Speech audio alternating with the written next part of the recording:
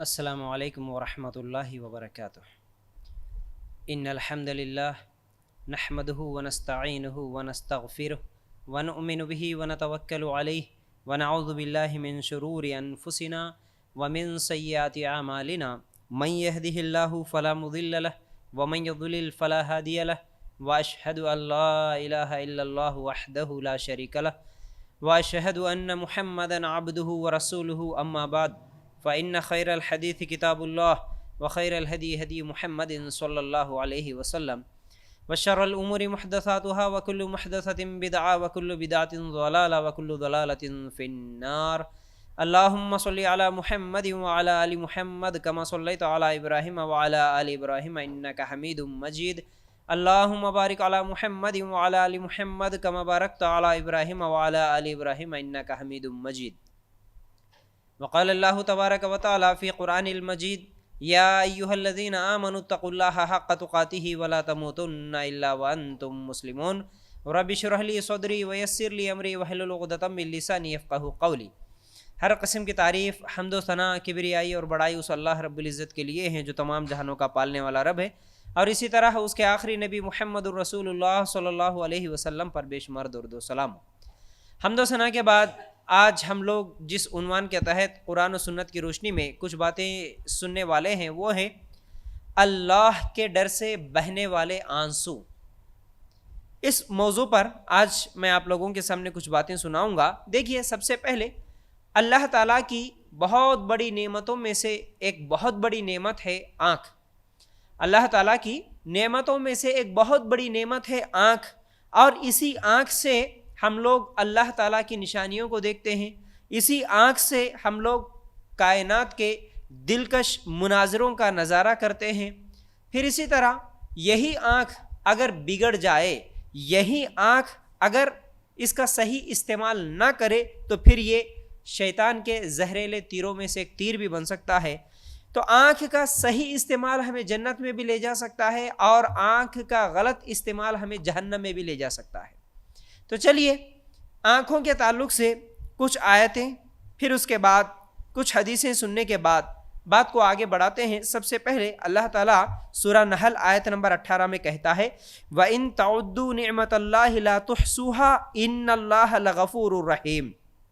اور اگر تم اللہ کی نعمتوں کا شمار کرنا چاہو تم اسے نہیں کر سکتے، بے شک اللہ بڑا بخشنے والا اور مہربان ہے. یعنی اللہ تعالیٰ اس آیت میں کہتا ہے اگر اللہ تعالیٰ کی تم نعمتوں کو گننا چاہو، شمار کرنا چاہو، گن نہیں سکتے. اللہ کی نعمتوں کو گننا بہت بہت مشکل کام ہے. ان تمام نعمتوں کا شکریہ ادا کرنا تو دور کی بات، گننا بھی ممکن نہیں ہے. آنکھ اللہ کی نعمت ہے، کان اللہ کی نعمت ہے، یہ پورا جسم اللہ کی نعمت ہے. اس جسم میں ایک ایک چیز، سر کے بال سے لے کر پیر کے ناخن تک ہر چیز اللہ کی نعمت ہے. اس کے علاوہ یہ زمین، آسمان، یہ کائنات میں جو چیزیں دیکھ رہے ہیں یہ سب اللہ کی نعمتیں ہیں. ہم اللہ کی نعمتوں کو گن بھی نہیں سکتے. پھر اس کے بعد اللہ تعالیٰ کہتا ہے سورہ تکاثر آیت نمبر 8 میں ثم لترونها عین الیقین ثم لتسألن یومئذ عن النعیم. اور تم اسے یقین کی آنکھ سے دیکھ لو گے، پھر اس دن تم سے ضرور بالضرور نعمتوں کا سوال ہوگا. یعنی قیامت کے دن اللہ تعالیٰ تمہارے کو جو نعمتیں دیا ان نعمتوں کا اللہ تعالیٰ ضرور سوال کرے گا. جتنی بھی نعمتیں، وہ پورا ہمارا جسم ہو یا پھر اس کائنات میں نظر آنے والی یہ تمام چیزیں، ہر نعمت کا اللہ تعالیٰ کل قیامت کے دن سوال کرنے والا ہے. پھر اسی طرح سورہ بنی اسرائیل آیت نمبر 36 وَلَا تَقْفُ مَا لَيْسَ لَكَ بِهِ عِلْمٌ إِنَّ السَّمْعَ وَالْبَصَرَ وَالْفُؤَادَ كُلُّ أُولَٰئِكَ كَانَ عَنْهُ مسئولا. ترجمہ اس کا، جس بات کی تجھے خبر ہی نہ ہو اس کے پیچھے مت پڑ، کیونکہ کان، آنکھ اور دل ان میں سے ہر ایک سے پوچھ گچھ کی جانے والی ہے. اللہ تعالیٰ کل قیامت کے دن آنکھوں کے بارے میں بھی اور کانوں کے بارے میں بھی اور دل کے بارے میں بھی سوال کرے گا. اللہ تعالیٰ کی یہ نعمت ہے، بہت بڑی نعمت. اسی لیے میں نے پہلے کہا کہ یہ نعمتوں کا اگر صحیح استعمال کرے تو یہی نعمتیں ایک تو دنیا میں بھی ہمارے لیے چین و سکون اور خوشی کا باعث بنے گی، پھر یہی نعمتیں ہمیں جنت میں لے جانے والی ہے. اگر انہی کا ہم غلط استعمال کریں تو پھر جہنم میں جائیں گے. آنکھوں کا صحیح استعمال کرو، اور کل قیامت کے دن اللہ تعالیٰ سوال بھی کرنے والا ہے آنکھوں کے تعلق سے کہ کیا دیکھا، اللہ کس چیز سے منع کیا تھا دیکھنے کو اور تو نے کیا دیکھا۔ کانوں سے بھی سوال ہوگا کہ کیا سننے کو اللہ تعالیٰ نے کہا، کس سے منع کیا تھا۔ دل سے بھی سوال ہوگا، کیا کیا خیالات آئے تھے اور اس کے مطابق عمل بھی ہوا تھا، کیا سوچا تھا۔ اللہ تعالیٰ ان تمام چیزوں کے تعلق سے کل قیامت کے دن سوال کرنے والا ہے۔ پھر اسی طرح سورہ اعراف کی آیت نمبر 179، یہ بھی ذرا غور سے سننا، بڑی اہم آیت ہے۔ اللہ تعالیٰ کہتا ہے وَلَقَدْ ذَرَأْنَا لِجَهَنَّمَ كَثِيرًا مِّنَ الْجِنِّ وَالْإِنسِ لَهُمْ قُلُوبٌ لَّا يَفْقَهُونَ بِهَا وَلَهُمْ أَعْيُنٌ لَّا يُبْصِرُونَ بِهَا وَلَهُمْ آذَانٌ لَّا يَسْمَعُونَ بِهَا أُولَٰئِكَ كَالْأَنْعَامِ بَلْ هُمْ أَضَلُّ أُولَٰئِكَ هُمُ الْغَافِلُونَ۔ ترجمہ دیکھو اس آیت کا، اور ہم نے ایسے بہت سے جن اور انسان دوزخ کے لیے پیدا کیے ہیں جن کے دل ایسے ہیں جن سے نہیں سمجھتے، جن کی آنکھیں ایسی ہیں جن سے نہیں دیکھتے، اور جن کے کان ایسے ہیں جن سے وہ نہیں سنتے۔ یہ لوگ جانوروں کی طرح ہے، بلکہ یہ ان سے بھی زیادہ گمراہ ہے، یہی لوگ غافل ہیں، بول رہا اللہ تعالیٰ۔ یہاں پر بھی اللہ تعالیٰ 3 چیزوں کا ذکر کرا، کیا؟ دل اور آنکھیں اور کان۔ اللہ تعالیٰ کچھ لوگوں کو جو جہنم کے لیے پیدا کیا، یعنی یہ لوگ جہنم میں جانے والے ہیں، وہ کون لوگ ہیں؟ اللہ تعالیٰ کہتا ہے ان لوگوں کو اللہ تعالیٰ دل دیا لیکن اس سے وہ سمجھتے نہیں، اللہ تعالیٰ ان لوگوں کو کان دیا لیکن اس سے وہ سنتے نہیں، اللہ تعالیٰ انہیں آنکھیں دیا لیکن وہ دیکھتے نہیں۔ کا مطلب کیا ہے؟ اللہ تعالیٰ آنکھ دیا تو دنیا کی ہر چیز دیکھ لیتے ہیں، گندی چیزیں دیکھ لیتے ہیں، فلمیں دیکھ لیتے ہیں، ہر وہ برائی دیکھ لیتے ہیں، لیکن اللہ کی نشانیوں کو نہیں دیکھتے۔ اللہ تعالیٰ آنکھ دیا تو بری چیزیں تو دیکھ لیے لیکن کبھی اللہ کا قرآن نہیں دیکھے، ایسے لوگ جہنم میں جائیں گے۔ اللہ تعالیٰ کان دیا، گانے سن لیے، میوزک سن لیے، غیبتیں سن لیے، لیکن اللہ کا قرآن ہی تو نہیں سنے، حدیثیں تو نہیں سنی اللہ کے رسول کی۔ اللہ تعالیٰ دل دیا تو دنیا کی تمام چیزیں سمجھ میں آتی ہیں، کمپیوٹر سمجھ میں آ گیا، کام سمجھ میں آ گیا، کاروبار سمجھ میں آ گیا، پکوان سمجھ میں آ گیا، ہر چیز سمجھ میں آ گئی، لیکن اس دل سے اللہ کی ہدایت ہی سمجھ میں نہیں آئی۔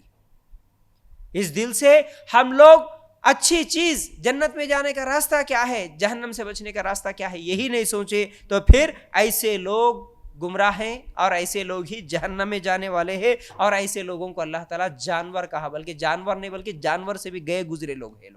اللہ تعالیٰ بھی جانوروں کو کان دیا، آنکھ دیا، لیکن وہ لوگ نہیں سمجھتے، ہدایت کیا ہے ان لوگوں کو سمجھ میں نہیں آتی، وہ قرآن نہیں پڑھ سکتے، ان کو اچھی اور بری میں تمیز نہیں معلوم ہے۔ لیکن اللہ تعالیٰ تم کو بھی وہی کان دیا، آنکھ دیا اور دل دیا، لیکن تم بھی نہیں سمجھے، تو تم بھی جانوروں سے زیادہ گئے گزرے، بول رہا اللہ تعالیٰ اس آیت میں۔ چلیے اتنی آیتیں سننے کے بعد اللہ کے رسول صلی اللہ علیہ وسلم کی ایک حدیث دیکھتے ہیں، جس میں اللہ کے رسول صلی اللہ علیہ وسلم نے فرمایا، اے لوگو تم راستوں پہ بیٹھنے سے بچو، راستوں میں مت بیٹھا کرو۔ تو صحابہ نے کہا، لوگوں نے کہا، اللہ کے رسول صلی اللہ علیہ وسلم ہم تو کام کاج کے لیے بیٹھتے ہیں، ہمارے لیے تو راستوں میں بیٹھنا ضروری ہوتا ہے، گھر سے ہم نکلتے ہیں کسی کام کے لیے، کوئی اور صحابی آتے ہیں، ایک دوسرے سے ملاقات ہوتی ہے، اس طرح ہم ایک دوسرے سے کام کاج کے لیے باتیں کرتے ہیں، مشورے کرتے ہیں، ہمارے لیے بیٹھنا ضروری ہے۔ اللہ کے رسول صلی اللہ علیہ وسلم نے اس وقت کہا تو پھر راستوں کا حق ادا کرو، نگاہیں نیچی رکھو، کسی کو تکلیف نہ دو، اگر کوئی سلام کرے تو اس کے سلام کا جواب دو، اور نیکی کا حکم دو، برائی سے روکو۔ یہ حدیث صحیح بخاری میں ہے۔ یعنی راستوں میں ایک تو بیٹھنے سے منع ہے، فضول میں کوئی کام نہیں ہے تو چورستوں پہ، راستوں پہ گھومنے کے لیے جانا، نکڑوں پہ بیٹھنا، ہوٹلوں میں گپے مارنا، یہ جائز نہیں ہے، مرد کے لیے بھی عورت کے لیے بھی، یاد رکھو۔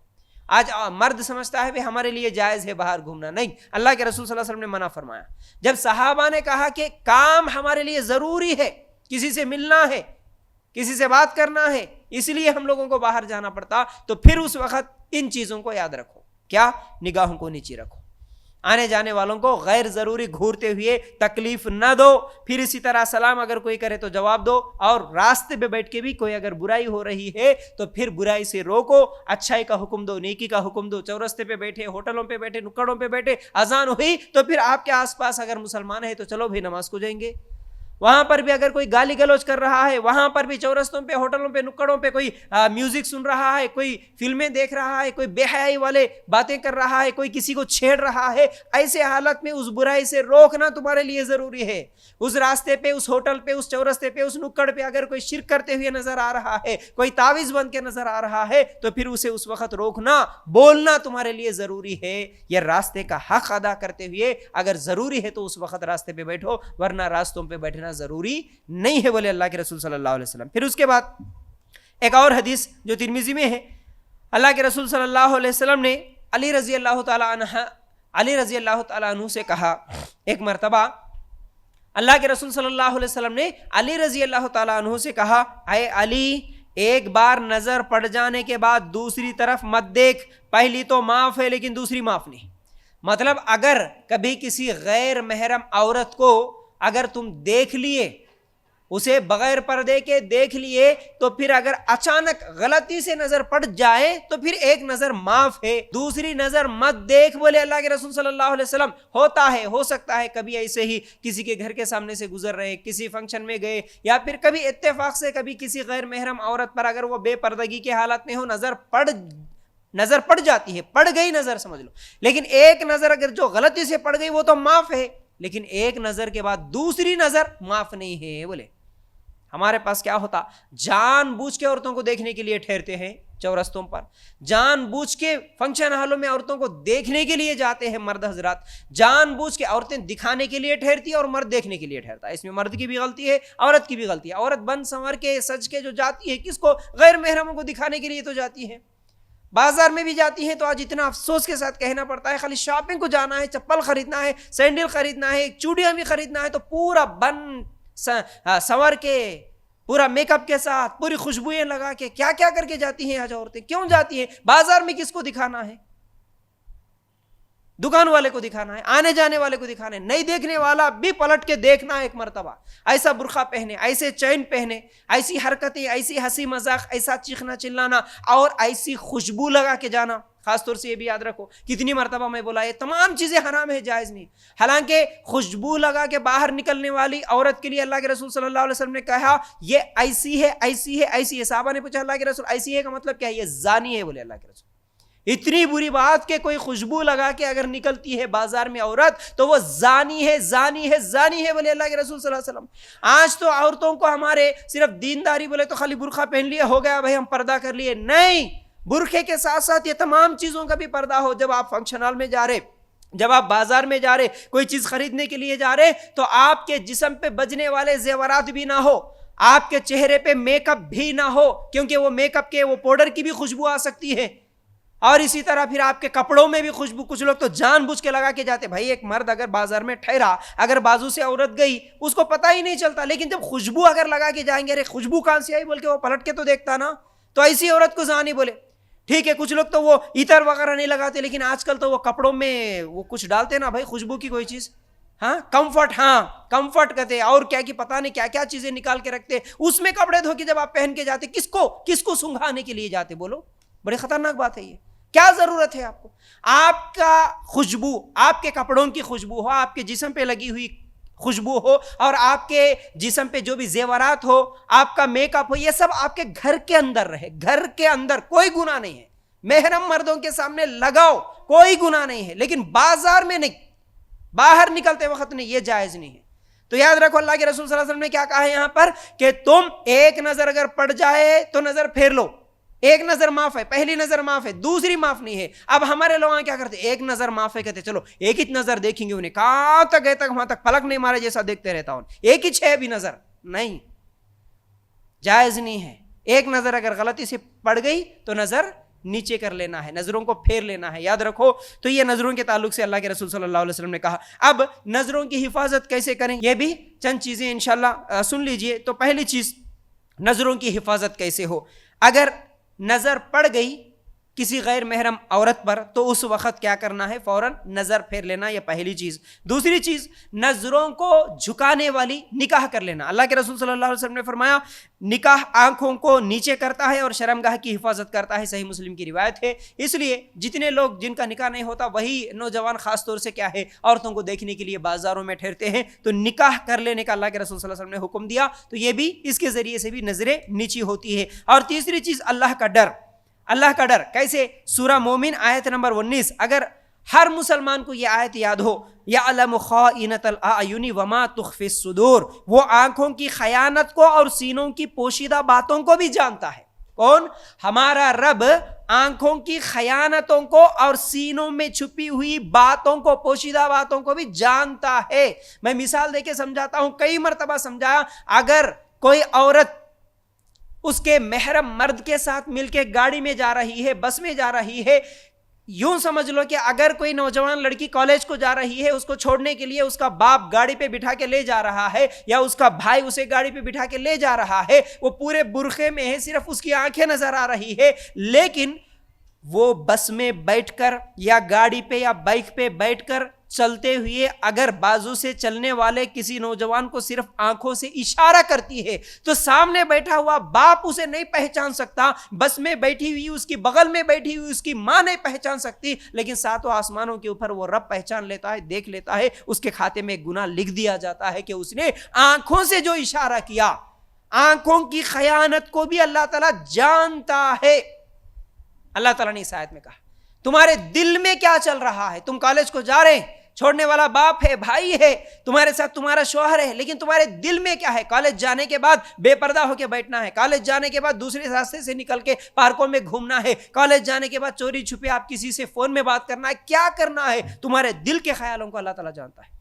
ہر نوجوان مرد ہو یا عورت ہو، اللہ تعالیٰ اس آیت میں کہا آنکھوں کی اگر نظروں کی حفاظت کرنا ہے تو پھر اس آیت کو یاد رکھنا ہوگا۔ کوئی نہیں جانتا ہوگا، تمہاری ماں، تمہارا باپ، تمہارا بھائی، تمہارا شوہر یا تمہاری بیوی، کوئی نہیں دیکھ رہے ہوں گے، لیکن اللہ تعالیٰ دیکھ رہا ہے، اسے معلوم ہے کہ تمہارے آنکھوں کی خیانت اور تمہارے دلوں میں چھپی ہوئی وہ باتیں۔ پھر اسی طرح نظریں کیسی نیچی ہوں گی؟ چوتھی چیز اللہ تعالیٰ نے کہا سورہ نور آیت نمبر 27 میں، اگر تم کسی کے گھر میں جاتے ہو تو اجازت لے لو، اجازت لے لو۔ کیسے؟ سورہ نور آیت نمبر 27 میں اللہ تعالیٰ نے کیا کہا؟ یا ایھا الذین آمنوا لا تدخلوا بیوتا غیر بیوتکم حتی تستأنسوا وتسلموا علی اہلھا۔ اللہ تعالیٰ کہتا ہے اے ایمان والو، اپنے گھروں کے سوا اور گھروں میں نہ جاؤ جب تک کہ اجازت نہ لے لو اور وہاں کے رہنے والوں کو سلام نہ کر لو، یہی تمہارے لیے بہتر ہے۔ اگر تم کسی کے گھر میں گئے تو باہر ٹھہر کے آواز دو، باہر ٹھہر کے سلام کر لو، سلام کا جواب مل جائے، اندر آنے کی اجازت مل جائے، تب ان کے گھر میں جاؤ، تب جا کے وہ لوگ اگر بے پردگی میں بھی ہو۔ اکثر گھروں میں اپنے اپنے گھروں میں عورتیں جہاں چاہیں وہاں بیٹھتی ہیں، اگر کسی اور کے گھر میں چلے گئے بغیر اجازت کے چلے گئے تو پھر وہاں پر محرم عورتیں نہیں رہتی، غیر محرم عورتیں بھی رہتی ہیں، غیر محرم مرد بھی رہتے ہیں، اس لیے وہ لوگ کیا ہے اپنی اپنی جگہ پر چلے جائے اور پردے میں رہے، اس لیے سلام کر کے جاؤ بولے۔ تو ان چیزوں سے کیا ہے نظر کی حفاظت ہوتی ہے۔ اب چلیے رونے کے تعلق سے اللہ کے ڈر سے بہنے والے آنسو، بڑی اہمیت ہے اس کی۔ کیسے؟ آج رونے کے تعلق سے ہم کیا سمجھتے ہیں کہ رونا تو کمزوری کی علامت ہے، خاص طور سے جو لوگ بار بار روتے ہیں ہم سمجھتے ہیں کہ ارے یہ بہت کمزور لوگ ہیں بھائی، ان کا دل بڑا نرم ہے بھائی، ہر چیز کو رونا آتا۔ ہاں ہوتے بھی ہے کچھ لوگ اس معاشرے میں ہر چھوٹی چھوٹی بات کو رونا آتا، لیکن وہ رونا فائدے والا نہیں رہتا۔ پھر کچھ لوگوں کا رونا غلط بھی رہتا، نقصان دہ بھی رہتا ہے۔ اب اس میں فائدے والا رونا کون سا ہے اور نقصان والا رونا کون سا ہے، یہ بھی میں آپ لوگوں کے سامنے رکھتا ہوں۔ لیکن عام طور پر ہم سمجھتے ہیں کہ رونا کمزور آدمی کی نشانی ہے اور نہ رونا یہ بہادر آدمی کی نشانی سمجھتے ہیں، خاص طور سے مردوں میں۔ مردوں کو تو رونا نہیں آنا، عورتیں تو ٹھیک ہے بھائی کبھی کبھی رو لیتی ہیں، ان کو رونا چاہیے، ہم ایسا سمجھتے ہیں، لیکن مرد بولے تو مرد رونا نہیں بالکل۔ اگر کوئی مرد رو رہا تو ہو رہا یہ نہیں کیا بھائی عورتوں کے جیسا رو رہا، اس کو بچپن سے یہی بات ہے، اس کو سکھاتے۔ اگر بچہ بھی رو رہا کیا رے میاں تو عورتوں کی طرح روتا ہے، بات بات پہ روتا ہے، رونا عورتوں کی نشانی یا رونا کمزوری کی نشانی سمجھتے، لیکن آخرت کے اعتبار سے دنیا میں رونے والا ہی بہت بڑا بہادر ہوگا، کامیاب وہی ہوگا آخرت کے اعتبار سے جو دنیا میں روتا ہے وہ بھی اللہ کے ڈر سے روتا ہے. نہیں رونا یہ سخت دل کی نشانی ہے, یاد رکھو. جس کو رونا نہیں آتا سمجھو وہ اللہ کے عذاب میں ہے. جو کبھی نہیں رویا اللہ کے ڈر سے, میں اللہ کے ڈر سے رونے کے بارے میں بول رہا ہوں, دنیاوی چیزوں کے نہیں. جس کو دنیا میں اللہ کے ڈر سے رونا نہیں آیا, اپنے گناہوں کو یاد کر کے رونا نہیں آیا, آخرت کو اور موت کو یاد کر کے رونا نہیں آیا, سمجھو کہ وہ اللہ کے عذاب میں ہے, وہ سخت دل انسان ہو گیا. ہم لوگ روتے ہیں, سخت سے سخت دل انسان بھی دنیا میں روتا ہے کب؟ جب دنیاوی چیزیں اس کی گم ہو جاتی ہے یا ختم ہو جاتی ہے. اگر کسی کا موبائل گم ہو گیا رونا آتا ہے, کسی دادی نانی ماں باپ کسی کا انتقال ہو گیا رونا آ جاتا ہے, کسی کے بچے کا انتقال ہو گیا, ایکسیڈنٹ ہو گیا رونا آ جاتا ہے, کوئی ایگزام میں فیل ہو گیا رونا آ جاتا ہے, کسی کے بچی کا رشتہ ٹوٹ گیا رونا آ جاتا ہے. معمولی چیزوں سے بھی رونا آ جاتا ہے. خالی فلمیں ٹی ویاں سیریلاں دیکھ کے بھی رو لیتے ہیں. کرکٹ میچ ہار گیا تو بھی رونے والے ہیں. آج سیریلوں میں بہو رہے تو انہوں سب روتے بیٹھتے, سیریلوں میں ساس رہے تو بھی انہوں سب روتے بیٹھتے. یہ رونا الگ ہے. دنیاوی چیزوں کے لیے پھر رونا آیا, آخرت کے اعتبار سے رونا کیوں نہیں آیا؟ پھر اللہ کے ڈر سے رونا کیوں نہیں آیا؟ اپنے آپ سے سوال کریں کہ ہم دنیاوی چیزوں کے لیے, دنیا کی چیزیں گم ہونے یا ختم ہونے یا نقصان ہونے کی وجہ سے کتنی مرتبہ روئے, اور آخرت کے اعتبار سے اللہ کو یاد کر کے, اللہ کے ڈر سے آخرت یعنی جہنم اور خبر کے عذاب کو یاد کر کے کتنی مرتبہ روئے؟ اپنے آپ سے سوال کرنا. تو یاد رکھو دنیا میں تو شاید رونے والا کمزور مانا جاتا یا سمجھا جاتا, لیکن دنیا میں جو نہیں روتا وہ قیامت کے دن بہت خطرناک روئے گا. آخرت کے دن بڑے خون کے آنسو روئے گا. پھر آخرت میں بہت بڑے نقصان میں ہوگا جو دنیا میں اللہ کے ڈر سے نہیں روتا. اللہ تعالیٰ سورہ بقرہ آیت نمبر 74 میں بھی یہودیوں کے تعلق سے کہتا ہے کہ تم روتے کیوں نہیں, تمہارے دل سخت ہو گئے, بلکہ تمہارے دل پتھروں جیسے ہو گئے, پتھروں سے بھی زیادہ سخت ہو گئے. تو کیا ہم بھی اگر نہیں روتے تو ہمارے دل بھی اس آیت کے حساب سے پتھروں جیسے ہو گئے؟ اپنے آپ سے سوال کرنا. تو دل کے نرمی کے اسباب کیا ہے؟ دل نرم ہونا تب جا کے ہم کو رونا آتا ہے. جب دل ہی سخت اور پتھر ہو جاتا ہے تو رونا نہیں آتا. تو دل کے نرمی کے اسباب کیا ہے؟ کیا کرنے سے دل نرم ہوتے ہیں؟ اگر ہم لوگ غور کریں گے تو قرآن میں اللہ تعالیٰ سورہ محمد آیت نمبر 24 میں کہتا ہے افلا یتدبرون القرآن, قرآن میں تم غور نہیں کرتے؟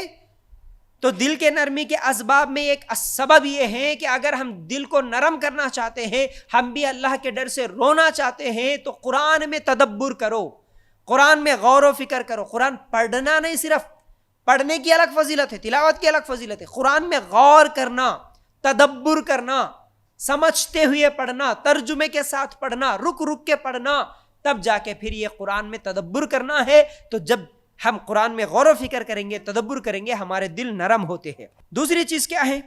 نصیحت پر کان لگانا. دل نرم ہونے کے لیے کسی کی اگر کبھی کوئی نصیحت کہیں پر ہم سنتے ہیں تو اس پہ کان لگانا. اس کا مطلب ہے کہ یہ ہے کہ ہم لوگ تقاریر سننا, علماء کے بیانات سننا, اجتماعات میں جانا. بار بار اگر ہم لوگ تقریریں سنیں گے, قرآن و سنت کی باتیں سنیں گے, اللہ رسول کی باتیں سنیں گے, ہمارے دل نرم ہوتے ہیں. پھر اسی طرح تیسری چیز اپنے گناہوں کو یاد کرنا, اس سے بھی دل نرم ہوتے ہیں. کیسے؟ اللہ کے رسول صلی اللہ علیہ وسلم سے سوال ہوا, اللہ کے رسول صلی اللہ علیہ وسلم نجات کیا ہے, نجات کیسے ملے گی؟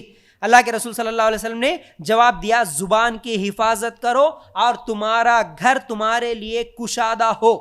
کا مطلب یہ ہے فضول بیٹھکوں کے بجائے تم زیادہ وقت اپنے گھروں میں گزارو. ترمذی کی روایت ہے. پھر اس کے بعد اللہ کے رسول صلی اللہ علیہ وسلم نے فرمایا اپنے گناہوں پر رو, اپنے گناہوں پر رو. تو اس حدیث میں کیا معلوم ہوا؟ اللہ کے رسول صلی اللہ علیہ وسلم نے فرمایا اپنے گناہوں کو یاد کرنا, اپنے گناہوں کو یاد کر کے رونا. اس سے کیا ہوتا کہ دل نرم ہو جاتے.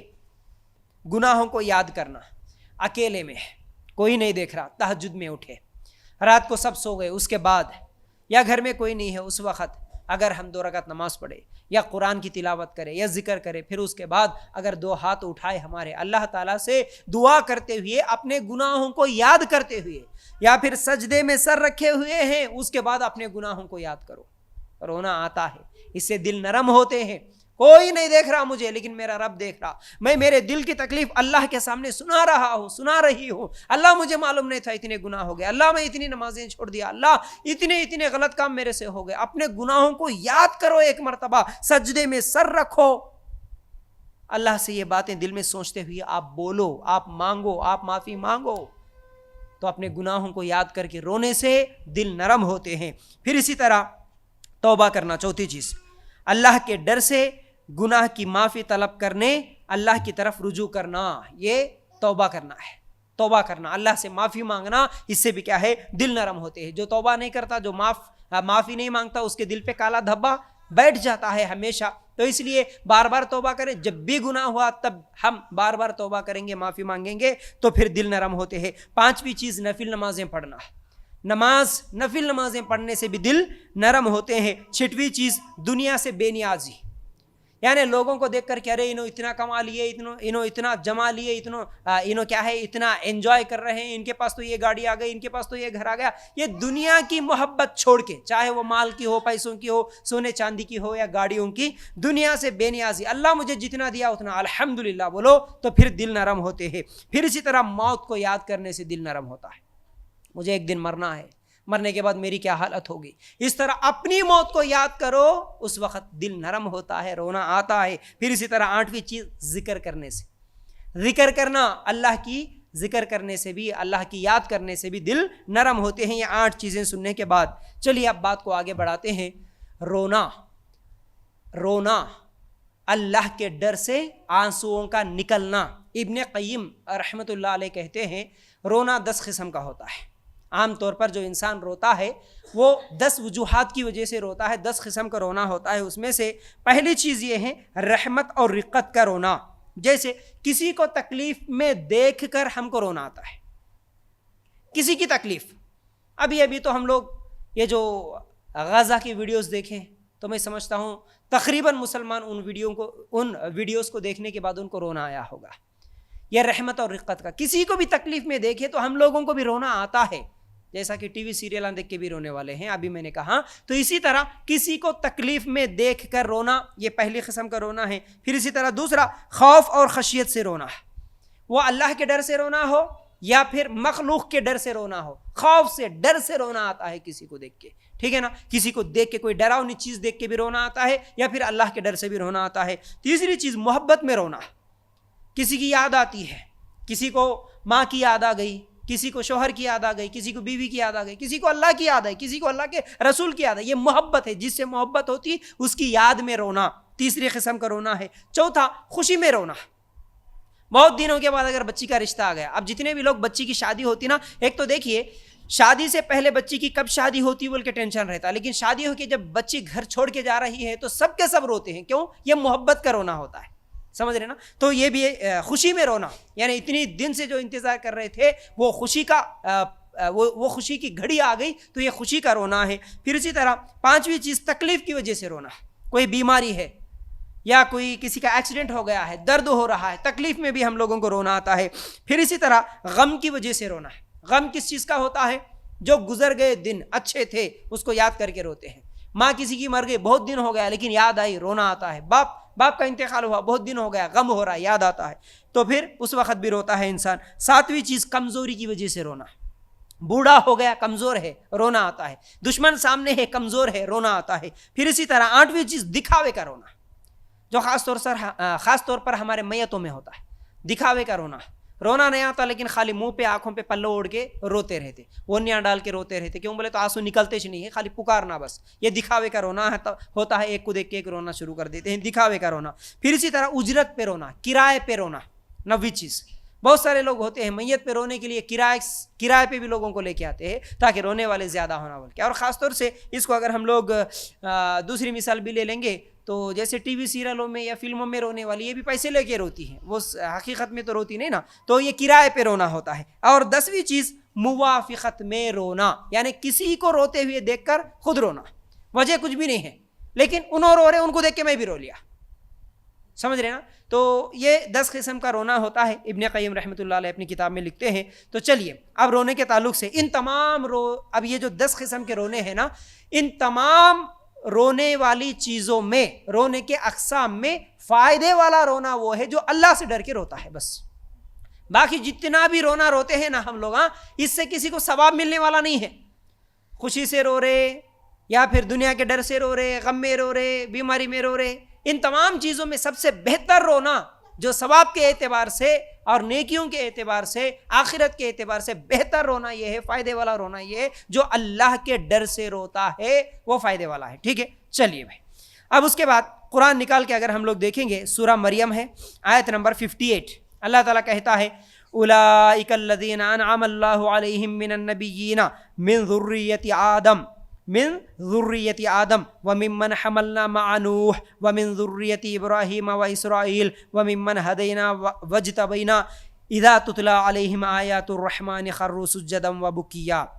یہی وہ انبیاء ہیں جن پر اللہ تعالیٰ نے فضل و کرم کیا، جو اولاد آدم میں سے ہیں اور ان لوگوں کی نسل سے ہیں جنہیں ہم نے نوح علیہ السلام کے ساتھ کشتی میں چڑھا لیا تھا، اور اولاد ابراہیم اور یعقوب سے، اور ہماری طرف سے راہ یافتہ اور ہمارا پسندیدہ لوگوں میں سے ہیں. ان کے سامنے جب اللہ رحمان کی آیتوں کی تلاوت کی جاتی تھی، یہ سجدہ کرتے اور روتے گر پڑتے، گڑ گڑاتے، روتے ہوئے گر پڑتے اور گڑ گڑاتے. کا مطلب کیا ہے؟ اس آیت میں اللہ تعالیٰ تمام انبیاء کا ذکر کرنے کے بعد کہتا ہے یہ وہ نبی ہے، یہ وہ انبیاء ہیں، ان کے سامنے اللہ کی آیتیں جب تلاوت کی جاتی تو پھر وہ روتے ہیں، گڑ گڑاتے ہیں اللہ کے ڈر سے. تو اس آیت سے جو بات ہم لوگوں کو معلوم ہوئی وہ یہ ہے، ہر نبی نے رویا، ہر انبیاء کو رونا آتا تھا. یہ وہ آیت ہم لوگوں کو دلیل کے طور پر ملی. پھر اس کے بعد سورہ بنی اسرائیل آیت نمبر 107، 108، 109 اگر ہم لوگ نکال کے دیکھیں گے، اللہ تعالیٰ کہتا ہے قُلْ آمِنُوا بِهِ أَوْ لَا تُؤْمِنُوا إِنَّ الَّذِينَ أُوتُوا الْعِلْمَ مِنْ قَبْلِهِ إِذَا يُتْلَى عَلَيْهِمْ يَخِرُّونَ لِلْأَذْقَانِ سُجَّدًا. غور سے سنو، ان آیتوں سے بھی ہم لوگوں کو ایک سبق ملتا. وہ کیا ہے؟ کہہ دیجئے تم اس پر ایمان لاؤ یا نہ لاؤ جنہیں اس سے پہلے علم دیا گیا ہے، ان کے پاس تو جب بھی اس کی تلاوت کی جاتی ہے تو وہ ٹھڈیوں کے بل سجدے میں گر پڑتے ہیں. یہاں پر بھی رونے کا جو ذکر ہوا، کون سی آیت؟ سورہ آیت نمبر 107، 108، 109 میں یہاں پر اللہ تعالیٰ علم والوں کا ذکر کر رہا. پہلی آیت میں نبیوں کا ذکر ہوا، ہر نبی نے رویا. اب یہاں پر علم والے بھی روتے ہیں، یعنی جس کے پاس علم ہے وہ ضرور روتا ہے. تو جس کو رونا نہیں آتا وہ عالم نہیں ہوتا، یاد رکھ لو. کوئی بھی تقریر کرنے والا، کوئی بھی بیان کرنے والا، کوئی بھی عالم، اگر اس کے پاس دین کا علم ہے تو اسے ضرور رونا آتا ہے. اگر جس کو رونا نہیں آتا تو سمجھو کہ وہ عالم نہیں ہے، پھر بھی اس کے پاس علم کی کمی ہے. پھر سورہ نجم آیت نمبر 60 میں بھی اللہ تعالیٰ کہتا ہے تم لوگ ہنستے ہو اور روتے نہیں. ٹھیک ہے، تو رونے کے تعلق سے اس طرح اگر ہم لوگ قرآن کی آیتیں دیکھیں گے تو کئی جگہ، حدیثوں میں بھی کئی جگہ ہم لوگوں کو کئی واقعات ملتے ہیں، لیکن کچھ واقعات میں آج آپ لوگوں کے سامنے رکھوں گا. تو اتنی دیر جو ہم لوگ اب تک جو تقریر سنے، اس سے کیا معلوم ہوا؟ رونا اللہ کی رحمت ہے، اور رونا آخرت کے اعتبار سے جنت میں لے جانے والی چیز ہے اور دلوں کو نرم کرنے والی چیز ہے. اور اسی طرح کیا ہے، رونا انبیاؤں کا طریقہ بھی ہے، اور نہیں رونے والا یہ سخت دل انسان کی نشانی ہے. پھر اسی طرح علم والے بھی روتے ہیں، جس کے پاس علم نہیں ہے پھر اسے رونا نہیں آتا. تو یہ چند چیزیں سننے کے بعد اب دیکھتے ہیں کچھ حدیثیں جس میں رونے کے فائدے اور فضیلت بتائی گئی ہے. اللہ کے رسول صلی اللہ علیہ وسلم نے کہا وہ بندہ ہرگز جہنم میں نہیں جاتا ہے، وہ بندہ ہرگز جہنم میں نہیں جاتا جو اللہ کے ڈر سے رویا ہو یہاں تک کہ دودھ تھنوں میں واپس نہ جائے. ترمذی اور نسائی میں روایت موجود ہے. یعنی انسان جو دنیا میں اللہ کے ڈر سے روتا ہے وہ ہرگز جہنم میں نہیں جاتا، بولے ہمارے نبی صلی اللہ علیہ وسلم. مثال بھی دیے، ایک مرتبہ اگر بکری کے تھنوں سے، گائے کے تھنوں سے اگر دودھ باہر نکلا وہ واپس جانا ناممکن ہے. اسی طرح دنیا میں اللہ کے ڈر سے رونے والا پھر جہنم میں جائے یہ بھی ناممکن ہے. اسی لیے میں نے پہلے کہا جو دنیا میں نہیں روتا پھر وہ آخرت کے دن روئے گا. جو دنیا میں نہیں روتا وہ آخرت کے دن خون کے آنسو روئے گا. جو دنیا میں روتا ہے وہ جہنم کی آگ سے بچا لیا جائے گا. اسی طرح اللہ کے رسول صلی اللہ علیہ وسلم نے فرمایا قیامت کے دن عرش کے سائے میں وہ آدمی ہوگا جو تنہائی میں اللہ کے ڈر سے رویا ہو. صحیح مسلم کی روایت. اکیلے میں ہے، کوئی نہیں دیکھ رہا اسے، اللہ تعالیٰ سے دعا کرتے ہوئے یا سجدہ کرتے ہوئے گڑ گڑا کے اپنے گناہوں کو یاد کر کے جو روتا وہ بھی کل قیامت کے دن عرش کے سائے میں ہوتا. پھر اسی طرح اگر ہم لوگ صحابہ کے واقعات دیکھیں، صحابہ بھی بہت زیادہ نرم دل تھے. صحابہ بھی حالانکہ ہمت والے تو تھے، طاقتور تو تھے، دشمنوں کے ساتھ لڑتے بھی تھے، جنگ کرتے تھے، ہمت والے، ڈرتے نہیں تھے، لیکن جب اللہ کے ساتھ تعلق کا معاملہ آتا تو پھر ان کے دل نرم ہو جاتے تھے. حالانکہ ان کو جنت کی سرٹیفکیٹ مل چکی تھی، جنت کی بشارتیں مل چکی تھی، ہر صحابی جنتی ہے، لیکن اس کے باوجود صحابہ کیسا اللہ سے ڈرتے تھے، کیسا روتے تھے. چند واقعات میں آپ لوگوں کے سامنے رکھوں گا، پھر اس کے بعد اپنے آپ سے بھی سوال کر لینا. ان واقعات کو سنتے ہوئے اپنے آپ سے بھی سوال کر لینا، کیا میرے نیکیاں یا میرے اعمال اتنے زیادہ ہیں، اتنے اچھے ہیں کہ مجھے اللہ کا ڈر ہی نہیں رہا؟ نبیوں کو رونا آتا تھا، مجھے رونا نہیں آتا. کیا میں نبیوں سے بھی زیادہ نیکیاں کرنے والا بن گیا؟ صحابہ کو رونا آتا تھا، مجھے رونا نہیں آتا، تو کیا میں صحابہ سے بھی زیادہ نیکیاں میرے پاس موجود ہے؟ اپنے آپ سے اس طرح سوال کر لینا. دیکھیے ابو بکر صدیق رضی اللہ تعالیٰ عنہ کے تعلق سے آتا ہے، ایک مرتبہ ہجرت کا واقعہ ہے. اللہ کے رسول صلی اللہ علیہ وسلم مکہ سے نکلے، مدینہ کی طرف جا رہے تھے. ابو بکر صدیق رضی اللہ تعالیٰ عنہ ساتھ میں تھے. اس وقت مشرکین مکہ اعلان کرے تھے، انعام بھی رکھے تھے، جو بھی اللہ کے رسول صلی اللہ علیہ وسلم کو یعنی محمد کو صلی اللہ علیہ وسلم پکڑ کے لائے گا، اس کے لیے یہ انعام ہے. مکے کے مشرک اللہ کے رسول صلی اللہ علیہ وسلم کو ڈھونڈتے ہوئے نکلے تھے. اللہ کے رسول صلی اللہ علیہ وسلم ایک مرتبہ جا رہے، ابو بکر صدیق رضی اللہ تعالیٰ عنہ ساتھ میں ہے. اس وقت سراخہ بن مالک ایک مکے کا مشرک ہے، وہ دیکھ لیتا ہے اور وہ پیچھے سے گھوڑا دوڑاتے ہوئے آتا ہے، بالکل قریب پہنچتا ہے. اس وقت ابو بکر صدیق رضی اللہ تعالیٰ عنہ کہتے ہیں، اے اللہ کے رسول صلی اللہ علیہ وسلم، وہ ہمارے قریب آ پہنچا. اے اللہ کے رسول، وہ ہمارے قریب آ پہنچا. اللہ کے رسول صلی اللہ علیہ وسلم کہتے ہیں، غم نہ کرو اے ابو بکر، غم نہ کرو، اللہ ہمارے ساتھ ہے. پھر ابو بکر صدیق رضی اللہ تعالیٰ عنہ پیچھے مڑ کے دیکھتے ہیں اور اپنی سواری کو دوڑاتے ہیں. پھر وہ اور زیادہ قریب آیا. اللہ کے رسول صلی اللہ علیہ وسلم سے ابو بکر صدیق رضی اللہ تعالیٰ عنہ روتے ہوئے کہتے ہیں اے اللہ کے رسول، وہ اور قریب آ گیا، اے اللہ کے رسول، وہ اور قریب آ گیا. اس وقت اللہ کے رسول صلی اللہ علیہ وسلم نے کہا، غم کرنے کی ضرورت نہیں ہے، اللہ ہمارے ساتھ ہے. اس وقت ابو بکر صدیق رضی اللہ تعالیٰ عنہ کہتے ہیں، اے اللہ کے رسول، میں اپنی جان کو خطرے میں پا کے میں نہیں رو رہا، یعنی میری جان جائے گی، اب وہ دشمن آئے گا ہمیں پکڑ لے گا، میری جان جائے گی، میرے جان کے ڈر کی وجہ سے میں نہیں رو رہا، لیکن اس لیے مجھے رونا آ رہا ہے اے اللہ کے رسول، میں آپ کے جان کی سلامتی کی وجہ سے رو رہا ہوں. مجھے نقصان ہوا کوئی پرواہ نہیں، لیکن آپ کے جان کو کوئی نقصان نہ ہو اس لیے مجھے رونا آ رہا. بولے ہمارے نبی صلی اللہ علیہ وسلم سے ابو بکر صدیق رضی اللہ تعالیٰ عنہ. تو ٹھیک ہے، یہ ابو بکر صدیق رضی اللہ تعالیٰ عنہ کا واقعہ. اور ابو بکر صدیق رضی اللہ تعالیٰ عنہ کیسے تھے؟ ایک مرتبہ جب اللہ کے رسول صلی اللہ علیہ وسلم بیمار ہوئے تھے، آخری ایام میں اللہ کے رسول صلی اللہ علیہ وسلم صحابہ کو حکم دیے کہ صحابہ سے کہیں، یعنی ابو بکر صدیق رضی اللہ تعالیٰ عنہ کو بولے کہ ابو بکر کو امامت کے لیے آگے بڑھنے کے لیے بولو، ابو بکر نماز پڑھائیں اور صحابہ ان کے پیچھے نماز پڑھے.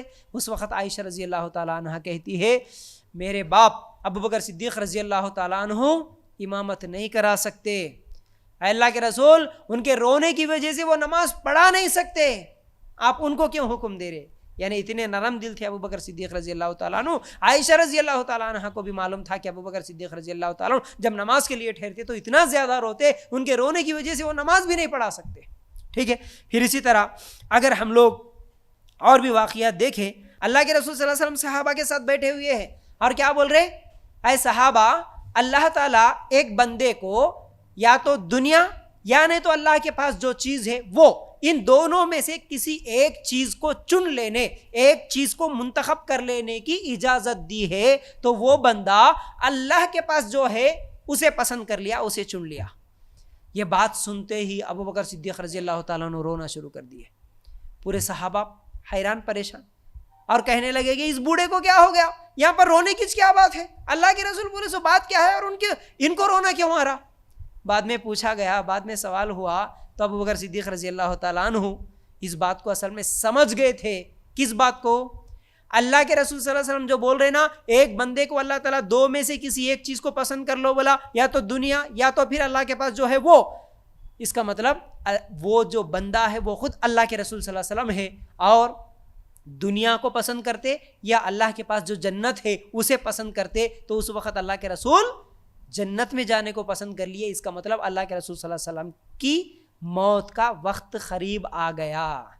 اللہ کے رسول صلی اللہ علیہ وسلم کو اللہ تعالیٰ اجازت دیا, پھر جنت میں جانے کو ہی پسند کر لیے, اب دنیا میں رہنے والے نہیں ہے. اس چیز کو سمجھ گئے ابو بکر صدیق رضی اللہ تعالیٰ عنہ اور رونا شروع کر دیے. تو یہ تھے ابو بکر صدیق رضی اللہ تعالیٰ عنہ. ٹھیک ہے, پھر اسی طرح یہ واقعہ صحیح بخاری میں موجود ہے. اب اور صحابہ کے کچھ واقعات میں آپ لوگوں کے سامنے رکھنا چاہتا ہوں, غور سے سننا. کئی واقعات ہیں, یہ تمام واقعات اس لیے میں رکھنا چاہتا ہوں تاکہ ہم بھی اپنی زندگیوں کو دیکھیں. ہماری زندگیاں آج کیسے گزر رہی ہے. ہم تو آج ہنسی مذاق میں گزار رہے ہیں. ہم تو آج فلمیں دیکھتے ہوئے, سیریلز دیکھتے ہوئے, صرف کامیڈی کرتے ہوئے, صرف ہمیشہ وہ کامیڈی کے ویڈیوز دیکھ لیتے ہوئے کہ بھائی ہم کو صرف ہنسنا ہے, بس ہم کو رونا ہی نہیں ہے, ہم کو اللہ سے ڈرنا ہی نہیں ہے. ہنسی چاہیے, ہم کو ہنسی چاہیے. ہنسنے ہنسانے کو ہم بہت زیادہ پسند کر لیتے ہیں, لیکن کبھی اللہ کے ڈر سے نہیں روتے. اس لیے چند واقعات جو صحابہ کے ہیں, وہ صحابہ جن کو اللہ تعالیٰ خود جنت کی گارنٹی بھی دیا تھا, پھر بھی ان کے حالات کیسے تھے, ایک ایک کر کے آپ لوگوں کے سامنے رکھتا ہوں. دیکھیے, عبد الرحمن بن عوف رضی اللہ تعالیٰ عنہ, ان کے پاس ایک مرتبہ لذیذ کھانا پیش کیا گیا, یعنی ایک ایسا اچھا کھانا پیش کیا گیا. اس وقت عبد الرحمن بن عوف رضی اللہ تعالیٰ عنہ رونا شروع کر دیے. لذیذ کھانے کو دیکھ کر, اچھے کھانے کو دیکھ کر عبد الرحمن بن عوف رضی اللہ تعالیٰ عنہ رونا شروع کر دیے. جب پوچھا گیا تو کہا, مصعب بن عمیر جو تھے ہمارے ساتھی, ان کو تو مرتے وقت کفن بھی نصیب نہیں ہوا تھا مکمل. اور اسی طرح حمزہ رضی اللہ تعالیٰ عنہ, وہ بھی ہم سے بہتر تھے, یعنی ہم سے پہلے جو صحابہ شہید ہوئے تھے ان میں سے کسی کو کھانے کو نہیں ملا, ان کو رہنے کے لیے صحیح ٹھکانہ نہیں تھا, بلکہ ان کو تو کفن بھی صحیح سے نہیں ملا. وہ صحابہ ہم سے پہلے شہید ہو گئے, لیکن ان کے بعد اب ہمارے پاس پیسہ ہے, مال ہے, ہمارے پاس یہ لذیذ اچھے اچھے کھانے بھی کھانے کو مل رہے ہیں. مجھے ڈر لگ رہا ہے کہیں اللہ تعالیٰ ہمارے نیکیوں کا بدلہ ہمیں دنیا میں ہی دے رہا ہوں گا یہ سب نعمتیں دے کر, اس لیے مجھے رونا آیا. بولے کیا, بولے دنیا میں صرف ایک اچھا کھانا سامنے آئے تو کیا سوچے. دیکھو صحابی یہاں پر, وہ صحابہ کو کفن بھی نصیب نہیں ہوا, وہ لوگ کتنے خوش نصیب تھے, اللہ کو پیارے ہو گئے, شہید ہو گئے. لیکن آج ہم لوگوں کو اچھے اچھے کھانے, اچھے اچھے پہننے کو مل رہا ہے. اس کا مطلب یہ جو نعمتیں ہمارے کو ملی, ہم سے پہلے صحابہ کو نہیں ملی. کہیں ایسا تو نہیں ہوا ہم جو بھی نمازیں پڑھ رہے, روزے رکھ رہے, ہمارے ان عبادتوں کا ثواب اللہ تعالیٰ یہ اچھے کھانے, اچھے کپڑوں کے ذریعے دنیا میں ہی دے رہا ہوں گا. یہ سوچ کے صحابی رو رہے تھے. آج تو ہم دنیا کی لذت میں, دنیا کی خواہش میں, دنیا کی ایسی حرص, ایسی لالچ کہ جتنی بھی آئے آنے دو, چاہے وہ کھانے کی چیزیں ہوں, رہنے پینے, رہنے اور پھرنے کی سہولتیں ہوں, ہم کو ہونا. اچھا, جب یہ حرص کی بات آئی تو ایک واقعہ یاد آیا مجھے. دیکھیے, ابھی 2 دن پہلے کا واقعہ ہے. 2 دن پہلے ایک نیوز میں سنا تھا میں, بلکہ ابھی بھی نیوز موجود ہے, آپ یوٹیوب نکال کے دیکھیں گے تو آپ لوگوں کو بھی مل جاتا.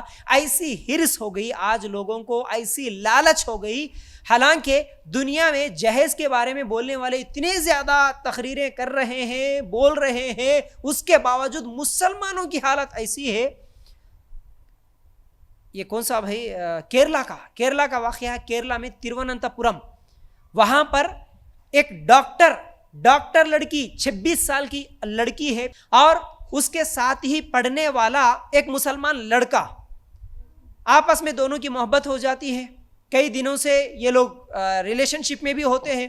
اس کے بعد پھر بڑوں کو بھی بات معلوم ہوتی ہے, بڑے بھی جا کے ایک دوسرے سے بات کرتے ہیں, ٹھیک ہے بھائی آپ کی لڑکی بھی مسلمان, آپ کا لڑکا بھی مسلمان ہے, دونوں بھی پھر ڈاکٹرز ہے, چلو ان کا جاب بھی ایک ہے, پروفیشن بھی ایک ہے, چلو ایک ساتھ ان لوگوں کا نکاح کریں گے. اس طرح لڑکی کے ماں باپ جا کے لڑکے کے ماں باپ سے جب بات کرنے کے لیے جاتے ہیں تو وہاں سے ڈیمانڈ آتی ہے, وہاں سے جہیز مانگا جاتا ہے. وہ کیسا جہیز بھائی, ہم لوگ تو یہاں پر بہت سارے لوگ ہم لوگوں کو میسج کرتے ہیں اور مثال دیتے ہیں, بولتے ہیں فیاض بھائی ہمارے پاس تو اب 10-10 لاکھ چل رہے ہیں, ڈیمانڈ کر رہے ہیں, ایک پلاٹ دو بول رہے ہیں, اور 10 تولے 20 تولے سونا پوچھ رہے. لیکن آپ اگر یہ ترووننتپورم اور یہ جو کیرلا کے واقعات دیکھیں گے نا, وہاں کے کبھی کبھی وہ ویڈیوز بھی آ جاتے ہیں ان کے شادیوں کے, آپ دیکھو کیا ڈیمانڈ کرا معلوم ہے, ڈاکٹر بہو مل رہی اس کو. حالانکہ یہ بھی کمانے والی, وہ بھی کمانے والا, پیسوں کی کوئی کمی بھی نہیں رہتی نا پھر. لیکن اس کے باوجود لڑکے کے گھر والے جو ڈیمانڈ کرے وہ کیا, ایک BMW گاڑی, 1.5 کلو سونا, 1.5 किलो सोना, न्यूज़ अभी भी मौजूद है, देखो 2 दिन पहले का वाकया, 1.5 किलो सोना होना, BMW गाड़ी होना और 15 एकड़ जमीन होना, इतनी बड़ी डिमांड। तो वो लड़की खुद फिर उस लड़के से भी पूछती है, देख इतने साल से तू तो मोहब्बत की बातें करा, मोहब्बत की दावे करा, दोनों मिलके रहेंगे बोला, शादी कर लेंगे बोला, ये तमाम बातें किधर हो गई? अब तेरा बाप डिमांड कर रहा है, BMW गाड़ी कहाँ से लाए? मेरे बाप के पास तो इतनी हैसियत नहीं, हालांकि बाप का इंतकाल हो चुका था, लड़की के बाप का इंतकाल हो चुका था। उस वक्त फिर वो लड़का भी मुकर जाता है, पता नहीं घर वालों का प्रेशर उसके ऊपर था या फिर वो खुद भी जहेज के लालच में था। वो बोलता है कि हाँ मेरे बाप ने जो डिमांड किया उसे पूरा करना ही होगा, अगर जितना जहेज हम लोग मांग रहे उतना देंगे तो फिर हमारा निकाह होगा, अगर तुम इतना जहेज नहीं दिए तो फिर हमारा निकाह नहीं हो सकता। बस ये लड़की बात सुनना था, सीधा जाती है, क्योंकि वो डॉक्टर थी, एनेस्थेशिया इंजेक्शन ले लेती है, सुसाइड करके मर जाती है। डॉक्टर लड़की है, पढ़ी लिखी लड़की है, क्या करती है? जहेज की वजह से सुसाइड करके मर गई, खुदकुशी करके मर गई। मुसलमान लड़कियां आज ऐसी हालत है मुसलमानों की, क्या बताएं। ये माल, ये पैसा, ये गाड़ियों का लालच इतना ज़्यादा है। हालांकि ऐसे वाक़यात हम लोग कई सुनते हैं, ऐसे वाक़यात हम बार बार सुनते हैं न्यूज़ के ज़रिए, और मुसलमान हर जगह जुमा के खुतबात में भी क्या है, तकरीरों में भी बोलते हैं। और ये तमाम चीज़ें सुनने के बावजूद भी ना ईमान बढ़ता है, ना फिर ये दुनिया की गलत लज्जतें ख़त्म होती है। फिर भी लड़कियों के बाप से उनके खून चूसने के लिए आज भी लड़कों के बाप मौजूद है, तैयार है। इतने लड़कियां खुदकुशी करके मर रही है, उनको कोई फ़र्क नहीं पड़ता।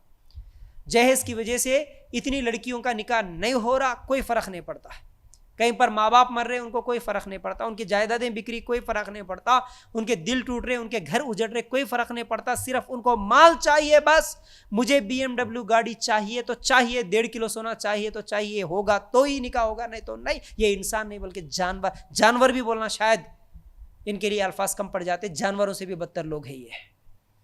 और इसी तरह याद रखो, आज ये केरला में जो लड़की मर गई है, इसका नाम है असल में शहाना नाम है उस लड़की का, शहाना नाम है, और उस लड़के का नाम रुवैस है।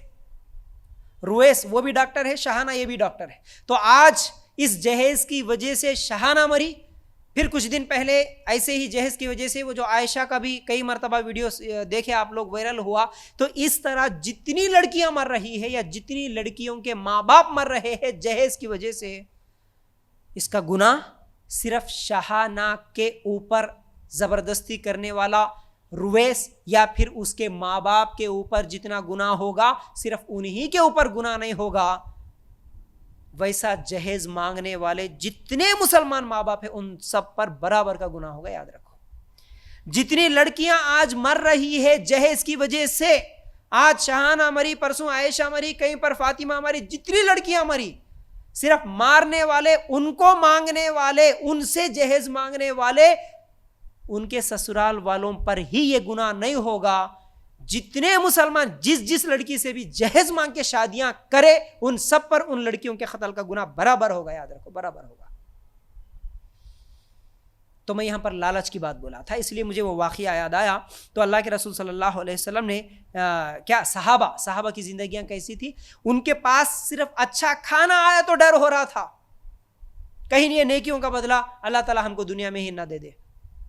आज तो हम इतने लालची और इतने हरीस बन चुके हैं, लोगों को मरते हुए देखते हैं तब भी हमारी लालच ख़त्म नहीं होती। तो बहरहाल ये अब्दुर्रहमान बिन औफ रज़ी अल्लाह ताला अन्हु थे। फिर इसी तरह उमर रज़ी अल्लाह ताला अन्हु का अगर हम लोग वाक़या देखेंगे, उमर रज़ी अल्लाह ताला अन्हु के ताल्लुक़ से हम क्या समझते हैं कि ये बहुत ज़्यादा बहादुर है, ये बहुत ज़्यादा गुस्से वाले हैं। हाँ, बहादुर तो थे ही और गुस्से वाले भी थे ही, लेकिन उसके साथ साथ वो कितने नरम दिल थे ये भी हम लोगों को मालूम करना ज़रूरी है।